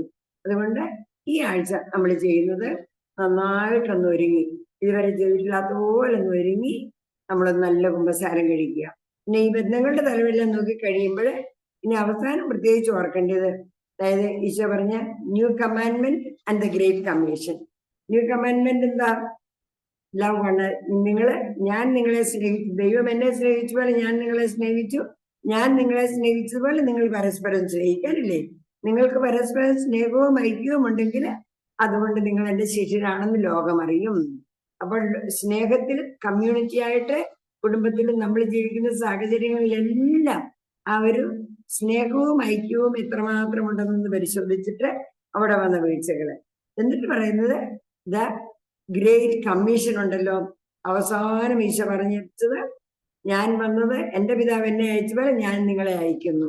ഈ ഒരു നമ്മൾ കഴിഞ്ഞ പ്രാവശ്യം കേട്ടതാണ്, അവൻ നമ്മുടെ പാപങ്ങൾക്കുള്ള പരിഹാര ബലിയാണ്. നമ്മുടെ മാത്രമല്ല ലോകം മുഴുവന്റെയും പാപങ്ങൾക്കുള്ള പരിഹാര ബലിയാണ്. അത് അവരറിയാത്ത ഒരുപാട് പേരുണ്ട്. നമ്മൾ അതറിഞ്ഞുകൊണ്ട് അതെല്ലാരോടും ചെന്ന് പറയാനുള്ള വലിയൊരു ദൗത്യം. പ്രേക്ഷിത ശിഷ്യരാണെന്നൊക്കെ പറഞ്ഞില്ലേ, the great commission, going to the whole world, ലോകം എങ്ങും പോയി എല്ലാ മനുഷ്യരോടും ഈ സദ്വാർത്ത അറിയിക്കാൻ. അപ്പോൾ സ്നേഹിച്ച് കമ്മ്യൂണിറ്റി ആയിട്ട് ജീവിക്കുന്നതിലും മറ്റുള്ളവരോട് സുവിശേഷം പങ്കുവയ്ക്കുന്നതിലും നമ്മൾ എത്രമാത്രം കമ്മിറ്റ്മെന്റ് ഉണ്ട്.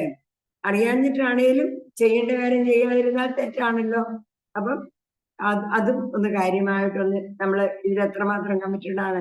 നമ്മള് പറഞ്ഞില്ലേ, ദൈവത്തിന്റെ രാജ്യവും നീതിയും അന്വേഷിക്കുമ്പോഴാണ് എല്ലാം കൂട്ടിച്ചേർക്കപ്പെടുക.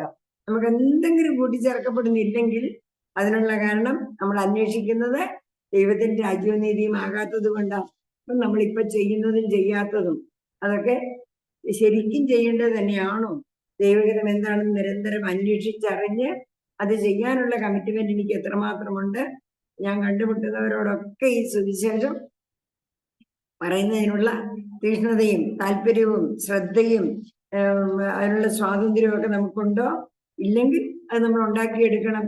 എനിവേ മാമോദിസ മുങ്ങിയവരെല്ലാം അയക്കപ്പെട്ടവരാണ്. നമുക്ക് എല്ലാവർക്കും ലോക സഭ പറഞ്ഞില്ലേ, സാക്രമെന്റ് ഓഫ് യൂണിവേഴ്സൽ സാൽവേഷനാ, വേൾഡ് ഇവാഞ്ചലൈസേഷന് വേണ്ടിയുള്ള ഒരു സാർവത്രിക കൂദാശയാണ് സഭ. നമ്മളും അതിനയക്കപ്പെട്ടവരാ. അപ്പൊ ആ സ്നേഹത്തിന്റെ കൽപ്പന ജീവിക്കുന്ന സാഹചര്യങ്ങളെല്ലാം നമ്മൾ എങ്ങനെ പാലിക്കുന്നെന്നും ഈ സുവിശേഷം മറ്റുള്ളവരോട് പറയുന്ന കാര്യത്തിൽ നമ്മൾ എത്രമാത്രം കമ്മിറ്റഡ് ആണെന്നും അതിന് എത്രമാത്രം തീക്ഷ്ണതയുണ്ടെന്നുമുള്ള കാര്യവും കൂടി ഗൗരവമായിട്ട് തന്നെ ഒന്ന് ആലോചിച്ചിട്ട് നമുക്കൊന്ന് നല്ലൊരു കുമ്പസാരം കഴിക്കാം. എന്നിട്ട് കർത്താവെ, അവിടുന്ന് ഞങ്ങളെ ഏൽപ്പിച്ചിരിക്കുന്ന ഏക ദൗത്യം ചേർച്ച് എക്സിസ്റ്റ് ടു ഇവാഞ്ചലൈസ് എന്നാ പറയുന്നത്. ഈ ഒറ്റ കാര്യത്തിനാ ബാപ്റ്റൈസ്ഡ് ആൻഡ് സെൻഡ്. ഫ്രാൻസിസ് പാപ്പ അടുത്ത കാലത്ത് ആവർത്തിച്ച് പറയുന്നുണ്ട്, മാമോദിസ മുങ്ങിയവരെല്ലാം പ്രേക്ഷിതരാ. അപ്പം ഈ മേഖലകളൊക്കെ നല്ലോണം ഒന്ന് പരിശോധിച്ച് നന്നായിട്ടൊന്ന് എഴുതി ഒരുങ്ങി നല്ലൊരു കുമ്പസാരം കഴിച്ചുകൊണ്ട് നമുക്ക് ഈശോ 2000 കൊല്ലം മുമ്പ് നമുക്കായി ഓൾറെഡി നേടിയെടുത്ത ആ രക്ഷയുടെ അനുഭവം നമ്മുടെ ഓരോരുത്തരുടെയും സ്വന്തമാക്കാൻ നമ്മുടെ ഭാഗത്തുനിന്ന് ചെയ്യേണ്ടതൊക്കെ ചെയ്യാം. നമുക്ക് എല്ലാവരെയും സ്നേഹപൂർവ്വം പ്രാർത്ഥനയിൽ വെച്ചുകൊണ്ട് എല്ലാവർക്കും ആ ഒരു വലിയ കൃപ കിട്ടാൻ വേണ്ടിയും നമുക്ക് പ്രാർത്ഥിക്കാം.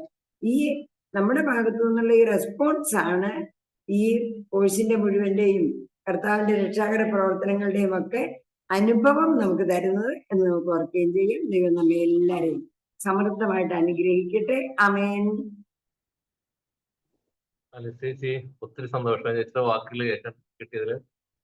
പ്രത്യേകിച്ച് മാമോദിസ സ്വീകരിച്ചവർ ഓരോരുത്തരും അയക്കപ്പെടേണ്ടതാണെന്നുള്ള ആ ഒരു തിരിച്ചറിവ് വീണ്ടും ഓർമ്മിപ്പിച്ചതിന്, ഓരോരുത്തരിലേക്ക് എത്തിച്ചതിന് ചേച്ചി നന്ദി. പ്രത്യേകമായിട്ട് ഈ ഒരു വിശ്വാസ പ്രത്യുത്തരം എന്നത് എന്റെ വ്യക്തിപരമായ തീരുമാനമാണ്, എന്റെ പ്രത്യുത്തരമാണ് എന്റെ രക്ഷ എന്ന പൊതുവിലേക്ക് ഞങ്ങളെ നയിച്ചതിന് നന്ദി ചേച്ചി. ഇനി ചെറിയ 1-2 അറിയിപ്പുകൾ. സബ് ഗ്രൂപ്പ് മീറ്റിങ്ങുകളിൽ എല്ലാവരും പങ്കെടുക്കാൻ ശ്രദ്ധിക്കണമെന്ന് അറിയിക്കുന്നു. എല്ലാ ദിവസവും സബ് ഗ്രൂപ്പിൽ പോസ്റ്റ് ചെയ്യുന്ന കോഡ് ഓഫ് കോഡ് നമ്മളെ ഓരോരുത്തരെയും എങ്ങനെ സ്വാധീനിച്ചു എന്ന് സബ് ഗ്രൂപ്പിൽ വോയിസ് ആയിട്ടോ ടെക്സ്റ്റ് ആയിട്ടോ പോസ്റ്റ് ചെയ്യണമെന്ന് അറിയിക്കുന്നു. ഓൺലൈനിൽ നടക്കുന്ന ഈ കോഴ്സിൽ 8 സെഷനുകൾ മാത്രമാണ് ഉള്ളത്. ഏകദേശം 34 ക്ലാസ്സുകളുള്ള ഫുൾ മിസിയോ കോഴ്സ് മാർച്ച് മാസത്തിൽ 10 മുതൽ 15 വരെ ദിവസങ്ങളിൽ നടത്തുവാനായിട്ട് ഷെഡ്യൂൾ ചെയ്തിട്ടുണ്ട്. പങ്കെടുക്കാൻ താല്പര്യമുള്ളവർ ബന്ധപ്പെടുക. മിസ്യോ ഭവനിൽ 2-3 ദിവസം താമസിച്ച് ഭാരത മിഷന് വേണ്ടിയിട്ട് പ്രാർത്ഥിക്കുവാൻ, അതായത് മധ്യസ്ഥം പ്രാർത്ഥിക്കുവാൻ അവസരമുണ്ട്. താല്പര്യമുള്ളവർ എത്തിച്ചേരുക. നമ്മുടെ ഓരോരുത്തരെയും ഇടവകകളിൽ മതാധ്യാപകരുടെയോ നമ്മുടെയൊക്കെ നേതൃത്വത്തിൽ ഫുൾ ടൈം കോഴ്സ് വികാരിച്ചിന്റെ അനുവാദത്തോടെ സംഘടിപ്പിക്കാൻ താല്പര്യമുള്ളവരെ അറിയിച്ചു കഴിഞ്ഞാൽ മിസ്യോ ടീമിന്റെ നേതൃത്വത്തിൽ നമ്മുടെ ഇടവകളിലൊക്കെ വന്ന് മിസ്യോ കോഴ്സ് നടത്തി തരുന്നതായിരിക്കും. മിസ്യോ വൈബ്സ് എന്ന പേരിൽ മിസ്യോ കുടുംബത്തിന്റെ വാർത്തകൾ ഇംഗ്ലീഷിൽ പബ്ലിഷ് ചെയ്യുന്നുണ്ട്. അത് PDF രൂപത്തിൽ നമുക്ക് ലഭ്യമാക്കപ്പെടുന്നുണ്ട്. മറ്റൊരു കാര്യം, അനോണിമസ് ആയിട്ടുള്ള ഒരു മെസ്സേജുകളോ കോളുകളോ സ്വീകരിക്കേണ്ടതില്ല, പ്രത്യേകിച്ച് സാമ്പത്തിക കാര്യം ചോദിച്ചുകൊണ്ടുള്ളത്. മിസ്യോ ടീമിന്റെ നേതൃത്വത്തിൽ അത്തരത്തിലുള്ള ഒരു കോളോ മെസ്സേജുകളോ വരുന്നതല്ല എന്നുകൂടി അറിയിക്കുന്നു. മറ്റൊന്ന്, ഓക്കെ, നമുക്ക് ക്ലോസിംഗ് പ്രയറിനായിട്ട് അത് സേവ്യർ മാൻതരെ ക്ഷണിക്കുന്നു.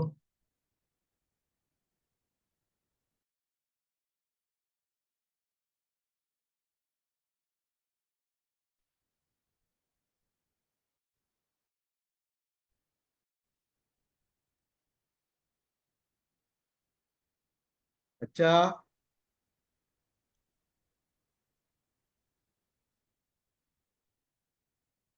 കേൾക്കുന്നില്ലല്ലോ? എന്നെ കേൾക്കാമല്ലോ അല്ലേ? ഇപ്പൊ കേൾക്കാം. ഓക്കെ, ഇപ്പൊ കേൾക്കാം. കേൾക്കുകയും കാണുകയും ചെയ്യാം അല്ലേ? കേൾക്കുകയും കാണുകയും ചെയ്യാം. പറഞ്ഞു. ഞാൻ എല്ലാവരെയും സന്തോഷത്തിലും ആ ഒരു തീഷ്ണതയിൽ നിൽക്കുന്ന ആ ഒരു സന്ദർഭത്തിൽ കൂടുതൽ ഞാൻ അനുഭവങ്ങളിലേക്കും പ്രഘോഷങ്ങളിലേക്കും ഒന്നും കടക്കുന്നില്ല.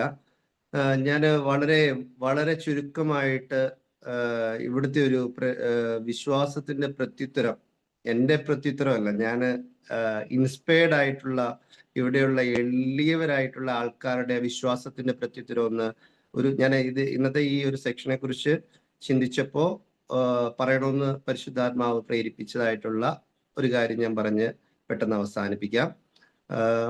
ഞാനിവിടെ ഒരു സാധാരണ ഒരു ചെറിയൊരു ഗ്രാമത്തില് ഒരു ചെറിയൊരു വീട്ടില് കുർബാനയൊക്കെ ചൊല്ലി മിഷൻ പ്രവർത്തനം നടത്തുന്ന ഒരു അച്ഛനാണ്.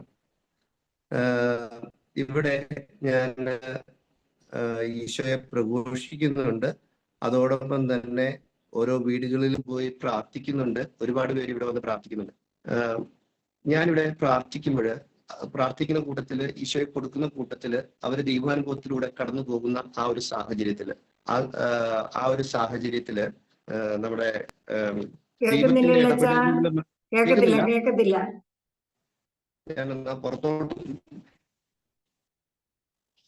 ഞാനൊന്ന് പുറത്തോട്ട് ഇറങ്ങട്ടെ.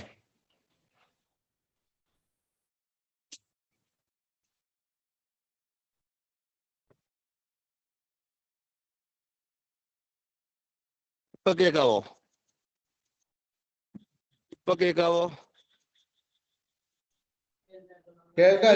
കേൾക്കാം. ഓക്കെ, ഞാൻ പുറത്തോട്ട് ഇറങ്ങി. അപ്പോ ഞാൻ പറഞ്ഞു വന്ന കാര്യങ്ങൾ എന്തെങ്കിലും കേട്ടായിരുന്നോ? ഞാൻ പറഞ്ഞ ഇത്രേ ഉള്ളൂ. ഞാൻ ഈ മിഷൻ സ്റ്റേഷനിൽ ഇവിടെ ജീവിക്കുമ്പോൾ എനിക്കുണ്ടാകുന്ന ചില വിശ്വാസത്തിന്റെ, അതായത് ജനങ്ങൾക്കുണ്ടാകുന്ന വിശ്വാസത്തിന്റെ അനുഭവത്തിലാണ് ഈശോയിലേക്ക് അവർ കടന്നു വരുന്നത്. അത് ഹിന്ദുക്കളായാലും മുസ്ലിംസ് ആയാലും അത് പ്രൊട്ടസ്റ്റന്റുകാരായാലും കത്തോലിക്ക വിശ്വാസത്തിലേക്ക് നമ്മുടെ സഭയിലേക്ക് അവർ കടന്നു വരുന്നതിന്റെ പ്രധാനപ്പെട്ട കാരണം എന്ന് പറയുന്നത് അവരുടെ ജീവിതത്തിൽ ഉണ്ടാകുന്ന ദൈവിക ഇടപെടലുകളുടെ അനുഭവത്തിലൂടെയാണ് അവർ കടന്നു വരുന്നത്. അവരാണ് പിന്നെ അവിടെ ഇവഞ്ചലൈസേഷൻ നടത്തുന്നത്. പ്രിയപ്പെട്ടവരെ, ഞാൻ പറയുന്ന ഈ ഒരു കാര്യം എന്നെ വളരെയധികം സ്പർശിച്ചിട്ടുള്ള ഒരു കാര്യമാണ്. ഞാൻ ഇവിടെ മാമോദിസ കൊടുക്കുന്ന ഒരു അച്ഛനാണ്. ഈ വില്ലേജില് ഈശോയെ പകർന്നു കൊടുത്തിട്ട് അവർക്ക് ദൈവാനുഭവങ്ങൾ ഉണ്ടായിട്ട് അവരെന്നോട് ചോദിക്കുമ്പോൾ ഞാൻ മാമോദിസ കൊടുക്കുന്ന ഒരച്ഛനാണ്. ഈ അടുത്ത കഴിഞ്ഞ മാസങ്ങളിൽ ഒരു ഫാമിലി മാമോദിസ സ്വീകരിക്കാൻ വേണ്ടി റെഡിയായി ഒരുങ്ങിക്കഴിഞ്ഞപ്പോഴത്തേക്ക് വീട്ടുകാരെല്ലാം റെഡിയായി. അതിൽ ആ കുടുംബനാഥൻ മാത്രം എന്നോട് വന്നിട്ട് പറഞ്ഞു, അച്ഛാ, ഞാനിപ്പോ മാമോദിസ സ്വീകരിക്കുന്നില്ല. എനിക്ക് ഒരല്പം വിഷമമൊക്കെ വന്നു. ഞാനിപ്പോ മാമോദിസ സ്വീകരിക്കുന്നില്ല. ഞാൻ ആ ചേട്ടനെ കുറച്ചു നേരം വിളിച്ച് പ്രാർത്ഥിച്ചു. കുറച്ചു നേരം സംസാരിച്ചു കഴിഞ്ഞപ്പോ ചേട്ടൻ എന്നോട് പറയുക, അച്ഛാ, അവരൊക്കെ സ്വീകരിച്ചോട്ടെ, അവരതിനു വേണ്ടി ഒരുങ്ങിയിട്ടുണ്ട്. എൻ്റെ ഭാര്യയും മക്കളും എല്ലാം ഒരുങ്ങിയിട്ടുണ്ട്. പക്ഷെ അച്ഛൻ ഞാൻ ഒരുങ്ങാതിരുന്നിട്ടൊന്നുമില്ല. ഞാൻ ആഗ്രഹിച്ചിട്ടുണ്ട്, ഒരുങ്ങിയിട്ടുണ്ട്, പക്ഷെ ഞാൻ സ്വീകരിക്കാൻ യോഗ്യനല്ല. അദ്ദേഹം പറഞ്ഞ കാര്യം എന്താണെന്നറിയോ? എനിക്ക് കള്ളു കുടിക്കുന്ന ഒരു ടെൻഡൻസി ഉണ്ട്. ഞാൻ മാമോദീസ സ്വീകരിച്ചതിന് ശേഷം കള്ളു കുടിച്ചു പോയേക്കുമോ എന്നുള്ള ഭയം എൻ്റെ ഉള്ളിലുണ്ട്. ഞാൻ മാമോദീസ സ്വീകരിച്ചു കഴിഞ്ഞാൽ, ദൈവത്തിന്റെ മകനായി കഴിഞ്ഞാൽ, ഞാൻ ഇനിയും നല്ല വിശുദ്ധനായി ജീവിക്കണ്ടേ, പാപം ചെയ്യാതെ ജീവിക്കണ്ടേ എന്നുള്ള ആ ഒരു ബോധ്യം. ഞാൻ പിന്നെ ദൈവത്തിന്റെ ആ ഒരു ക്ഷമിക്കുന്ന സ്നേഹത്തെക്കുറിച്ചും കരുണയെക്കുറിച്ചും ദൈവം നൽകുന്ന കൃപകളെ കുറിച്ചും ഒക്കെ ബോധ്യപ്പെടുത്തിയതിനു ശേഷമാണ് അദ്ദേഹം മാമോദീസ സ്വീകരിച്ചത്. കുറച്ചു പേർക്ക് കേൾക്കുന്നില്ല എന്നുള്ള ഒരു കമന്റ് വരുന്നുണ്ട്. Am I audible to you? അതെയോ? ഓക്കെ. ഞാൻ പുറത്തോട്ട് ഇറങ്ങിയിരിക്കേണ്ട അവസ്ഥ, ഞാൻ അത്രയും നല്ല കാലാവസ്ഥ എടുത്തത്. അതുകൊണ്ടാണ് അത്രയും തീഷ്ണതയോടുകൂടെ ഈശോ, വിദ്യാഭ്യാസം ഇല്ലാത്തവരാണ്, എഴുതാൻ അറിയാത്തവരാണ്, പക്ഷേ ദൈവാനുഭവത്തിലേക്ക് വന്നിട്ട് ദൈവത്തിന്റെ മകനും മകളും ആകുവാൻ മാമോദീസ സ്വീകരിക്കുന്നതിന് മുമ്പുള്ള ആ മകന്റെ വേവലാതി. നമ്മളൊക്കെ ഒരു കുർബാനയ്ക്ക് പോകുമ്പോൾ നമ്മൾ എന്തുമാത്രം ഒരുക്കത്തോടു കൂടിയാണ് പോകുന്നത്. നമ്മൾ ഒരു കുമ്പസാരം എന്ന കൂദാശ സ്വീകരിച്ചു കഴിഞ്ഞിട്ട് ഇനിയും ഞാൻ പാപം ചെയ്യാതിരിക്കാൻ, മേലിൽ പാപം ചെയ്യില്ലെന്നത് ഞാൻ ദൃഢമായി പ്രതിജ്ഞ ചെയ്യുന്നു എന്ന് പറഞ്ഞിട്ട് എനിക്ക് ആ ഒരു കുറ്റബോധം, എനിക്ക് ഇനിയും പാപം ചെയ്തു പോകുമെന്നുള്ള ഒരു വിഷമം എൻ്റെ ഉള്ളിലുണ്ടോ? എന്താണ് നമ്മുടെ വിശ്വാസത്തിന്റെ പ്രത്യുത്തരം? ചിന്തിച്ചു നോക്കി. നമ്മൾ എല്ലാ ദിവസവും കുർബാനയ്ക്ക് പോകാൻ ആഗ്രഹിക്കുന്നവരാണ്. എന്ത് യോഗ്യതയോടുകൂടി ഞാൻ കുർബാന കഴിഞ്ഞിട്ട് ഇറങ്ങി കഴിയുമ്പോൾ എൻ്റെ അവസ്ഥ എന്താണ്? എൻ്റെ ഓരോ സാഹചര്യങ്ങളോടുള്ള റിയാക്ഷൻസ് എന്താണ്? ഞാൻ നിങ്ങളിൽ നിന്ന് ഒരുപാട് വ്യത്യസ്തനൊന്നുമല്ല. ഞാനും ദേഷ്യപ്പെടുന്ന വ്യക്തിയാണ്. എനിക്ക് എൻ്റെതായ കുറവുകളും ബലഹീനതകളും ഉള്ള മനുഷ്യനാണ്. ഞാൻ ആ മനുഷ്യനോടൊപ്പം ചേർന്ന് ഞാൻ ദൈവത്തെ മഹത്വപ്പെടുത്തുമ്പോൾ ഞാൻ എൻ്റെ മനസ്സാക്ഷി ചോദ്യം ചെയ്യുകയാണ്. എൻ്റെ വിശ്വാസത്തിന്റെ പ്രത്യുത്തരം. നമുക്ക് എന്തുമാത്രം വിശ്വാസത്തെക്കുറിച്ചുള്ള ബോധ്യങ്ങൾ ലഭിച്ചിട്ടുണ്ട്, എന്തുമാത്രം പഠനങ്ങൾ പഠിച്ചിട്ടുണ്ട്. പ്രത്യേകിച്ച് അച്ഛന്മാരും സന്യസ്തരുമായിട്ടുള്ള ഞങ്ങളൊക്കെ അതിൻ്റെതായ ട്രെയിനിങ്ങിലൂടെ കടന്നുപോയിട്ടുണ്ട്. പക്ഷേ നമ്മുടെ കുടുംബത്തിൽ നിന്ന് നമുക്ക് ലഭിച്ചിട്ടുള്ള പാരമ്പര്യങ്ങളും ഒക്കെ നമ്മുടെ കയ്യിലുണ്ട്. പക്ഷെ നമ്മൾ എന്തുമാത്രം വിശ്വാസത്തിന് നമ്മൾ പ്രത്യുത്തരം നൽകുന്നുണ്ട്? നമുക്ക് ലഭിച്ചിട്ടുള്ള ആ വിശ്വാസത്തിന്റെ ബേസിൽ നിന്നുകൊണ്ട് നമ്മൾ എന്തുമാത്രം പ്രത്യുത്തരം എപ്പോഴും അതൊരു ക്വസ്റ്റ്യൻ മാർക്കായിട്ട് നമ്മുടെ തലയുടെ മുകളിൽ ഉണ്ടാകണം. അതോടൊപ്പം തന്നെ കഴിഞ്ഞ പ്രാവശ്യം നാട്ടിലേക്ക് വന്നപ്പം ഞാൻ ബാംഗ്ലൂർ മെജസ്റ്റിക് ആ സ്റ്റേഷൻ്റെ അടുത്ത് അവിടെ മെജസ്റ്റിക് ബസ് കയറാൻ നിൽക്കുമ്പോൾ എനിക്കൊരു വേറൊരു അനുഭവം ഉണ്ടായി. എൻ്റെ അടുത്ത് ശിഖണ്ഡികൾ ഈ നാട്ടിലൊക്കെ ഒരുപാട് പേരുണ്ട്. അവർ കൈകൾ കൊട്ടിക്കൊണ്ട് വന്നിട്ട് പൈസ തരണമെന്ന് പറഞ്ഞു. ഞാൻ ചോദിച്ചു, എന്തിനാ പൈസ തരുന്നത്? അന്നേരം അവരെന്നോട് പറഞ്ഞു, ഞാൻ ബ്ലെസ്സിങ് തരും. ബ്ലെസ്സിങ് തരുന്നതിനാ പൈസ തരുന്നത്. ഈ ട്രെയിനിങ്ങിലൊക്കെ വരുമ്പോൾ പൈസ കൊടുത്തു കഴിയുമ്പോൾ അവർ തല കൈ വെച്ച് ആശീർവദിക്കും. അന്നേരം ഞാൻ അവരോട് പറഞ്ഞു, ഞാൻ നിനക്ക് ആശീർവാദം തരാം, എനിക്ക് പൈസയൊന്നും വേണ്ട, ഞാൻ ഫ്രീ ആയിട്ട് ആശീർവാദം തരാമെന്ന് പറഞ്ഞു.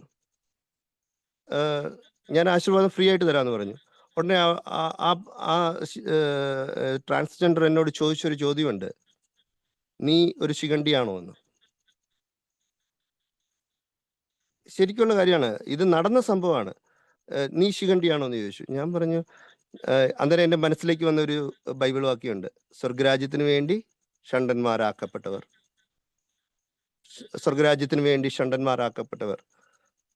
പക്ഷേ ഞാൻ അവരോട് കൃത്യമായിട്ട് പറഞ്ഞു, ഞാൻ നിനക്ക് ഫ്രീ ആയിട്ട് ബ്ലെസ്സിങ് തരാം. ഞാനൊരു കത്തോലിക്ക പുരോഹിതനാ.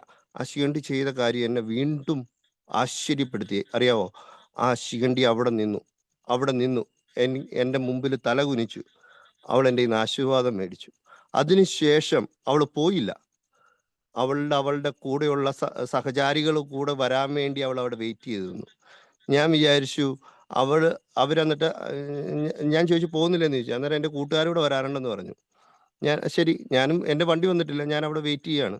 അപ്പോൾ ആ കൂട്ടുകാരികൾ വന്നു കഴിഞ്ഞപ്പോൾ അവരെയെല്ലാം വിളിച്ചിട്ട് എന്നെ പരിചയപ്പെടുത്തിയിട്ട് പറയുകയാണ്, ജീസസ് ക്രൈസ്റ്റിന്റെ പുരോഹിതനാണ്. അവൾ ഇംഗ്ലീഷും കന്നഡയും കൂടെ മിക്സ് ചെയ്തിട്ട് പറയാണ്, ജീസസ് ക്രൈസ്റ്റിന്റെ പുരോഹിതനാണ് ഇവനെന്ന്. എന്നിട്ട് അവരെല്ലാം ഞാൻ വിചാരിച്ചു അവരെല്ലാം കളിയാക്കുമായിരിക്കും, ചിരിക്കുമായിരിക്കും എന്നൊക്കെ വിചാരിച്ചു. ആ സ്ട്രീറ്റില് പീഡിപ്പിക്കപ്പെടുന്നവരും അബ്യൂസ് ചെയ്യപ്പെടുന്നവരുമായിട്ടുള്ള ഈ ട്രാൻസ്ജെൻഡേഴ്സിന് ഉള്ള ആ വിശ്വാസം. അതിനുശേഷം ഒരു 2 മിനിറ്റ് കഴിഞ്ഞപ്പോൾ ബസ് വരുന്നതിന് മുമ്പ് ഞാൻ ഒരു ബോട്ടിൽ വെള്ളം മേടിക്കാൻ വേണ്ടി തൊട്ടടുത്ത കടയിലേക്ക് പോയി. ഞാൻ വെള്ളം മേടിച്ച് തിരിച്ചിറങ്ങുമ്പോൾ ആൺകുട്ടികളും പെൺകുട്ടികളും ഒക്കെ അവിടെ നിന്ന് സിഗരറ്റ് വലിക്കുന്നുണ്ട്. ഒരു നിമിഷം ഞാനൊരു അവജ്ഞയോടുകൂടെ ഞാൻ അവരെ നോക്കി. അവരുടെ സംസാരം ശ്രദ്ധിച്ചപ്പോൾ പലരും മലയാളികളാണ്.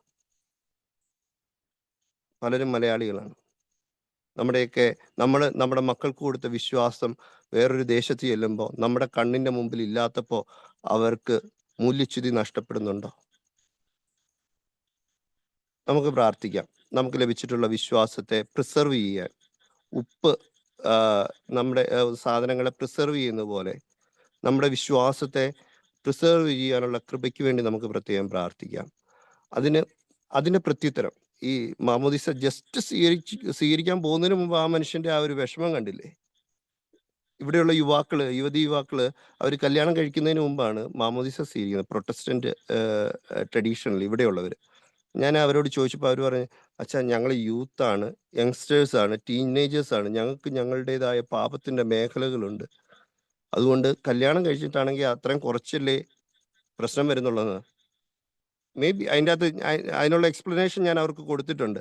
പക്ഷേ അവരുടെ ഒരു ചിന്ത, അവരുടെ ഒരു ആഗ്രഹം, മാമോദിസ സ്വീകരിക്കുന്നവരെല്ലാവരും തന്നെ വിശുദ്ധരായിരിക്കണം, വിശുദ്ധമായ ജീവിതം നയിക്കണം, ദൈവത്തിന്റെ മക്കളായി ജീവിക്കണം എന്നുള്ള ബോധ്യം അവർക്കുണ്ട്. ആരും പഠിപ്പിച്ചു കൊടുത്തൊന്നുമല്ല കേട്ടോ.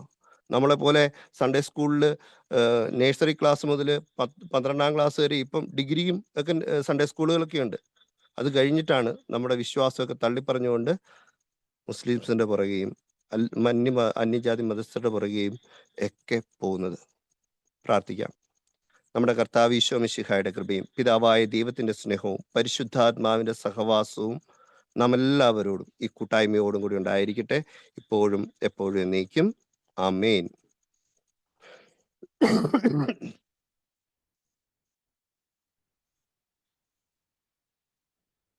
നന്ദി എൻ ദൈവമേ, നന്ദി എൻ യേശുപരാ. എണ്ണമില്ലാതുള്ള നന്മകൾക്കും അത്ഭുതമാർന്ന നിൻ സ്നേഹത്തിനും നന്ദി എൻ ദൈവമേ, നന്ദി എൻ യേശുപരാ. പാപത്താൽ മുറിവേറ്റ എന്നെ നിന്റെ പാണിയാൽ ചേർത്തണച്ചുവല്ലോ. നന്ദി എൻ ദൈവമേ, നന്ദി എൻ യേശുപരാ. കൂരിരുൾ താഴ്വര അതിലുമെന്റെ പാതയിൽ ദീപമായി വന്നുവല്ലോ. നന്ദി എൻ ദൈവമേ, നന്ദി എൻ യേശുപരാ, നന്ദി എൻ യേശുപരാ.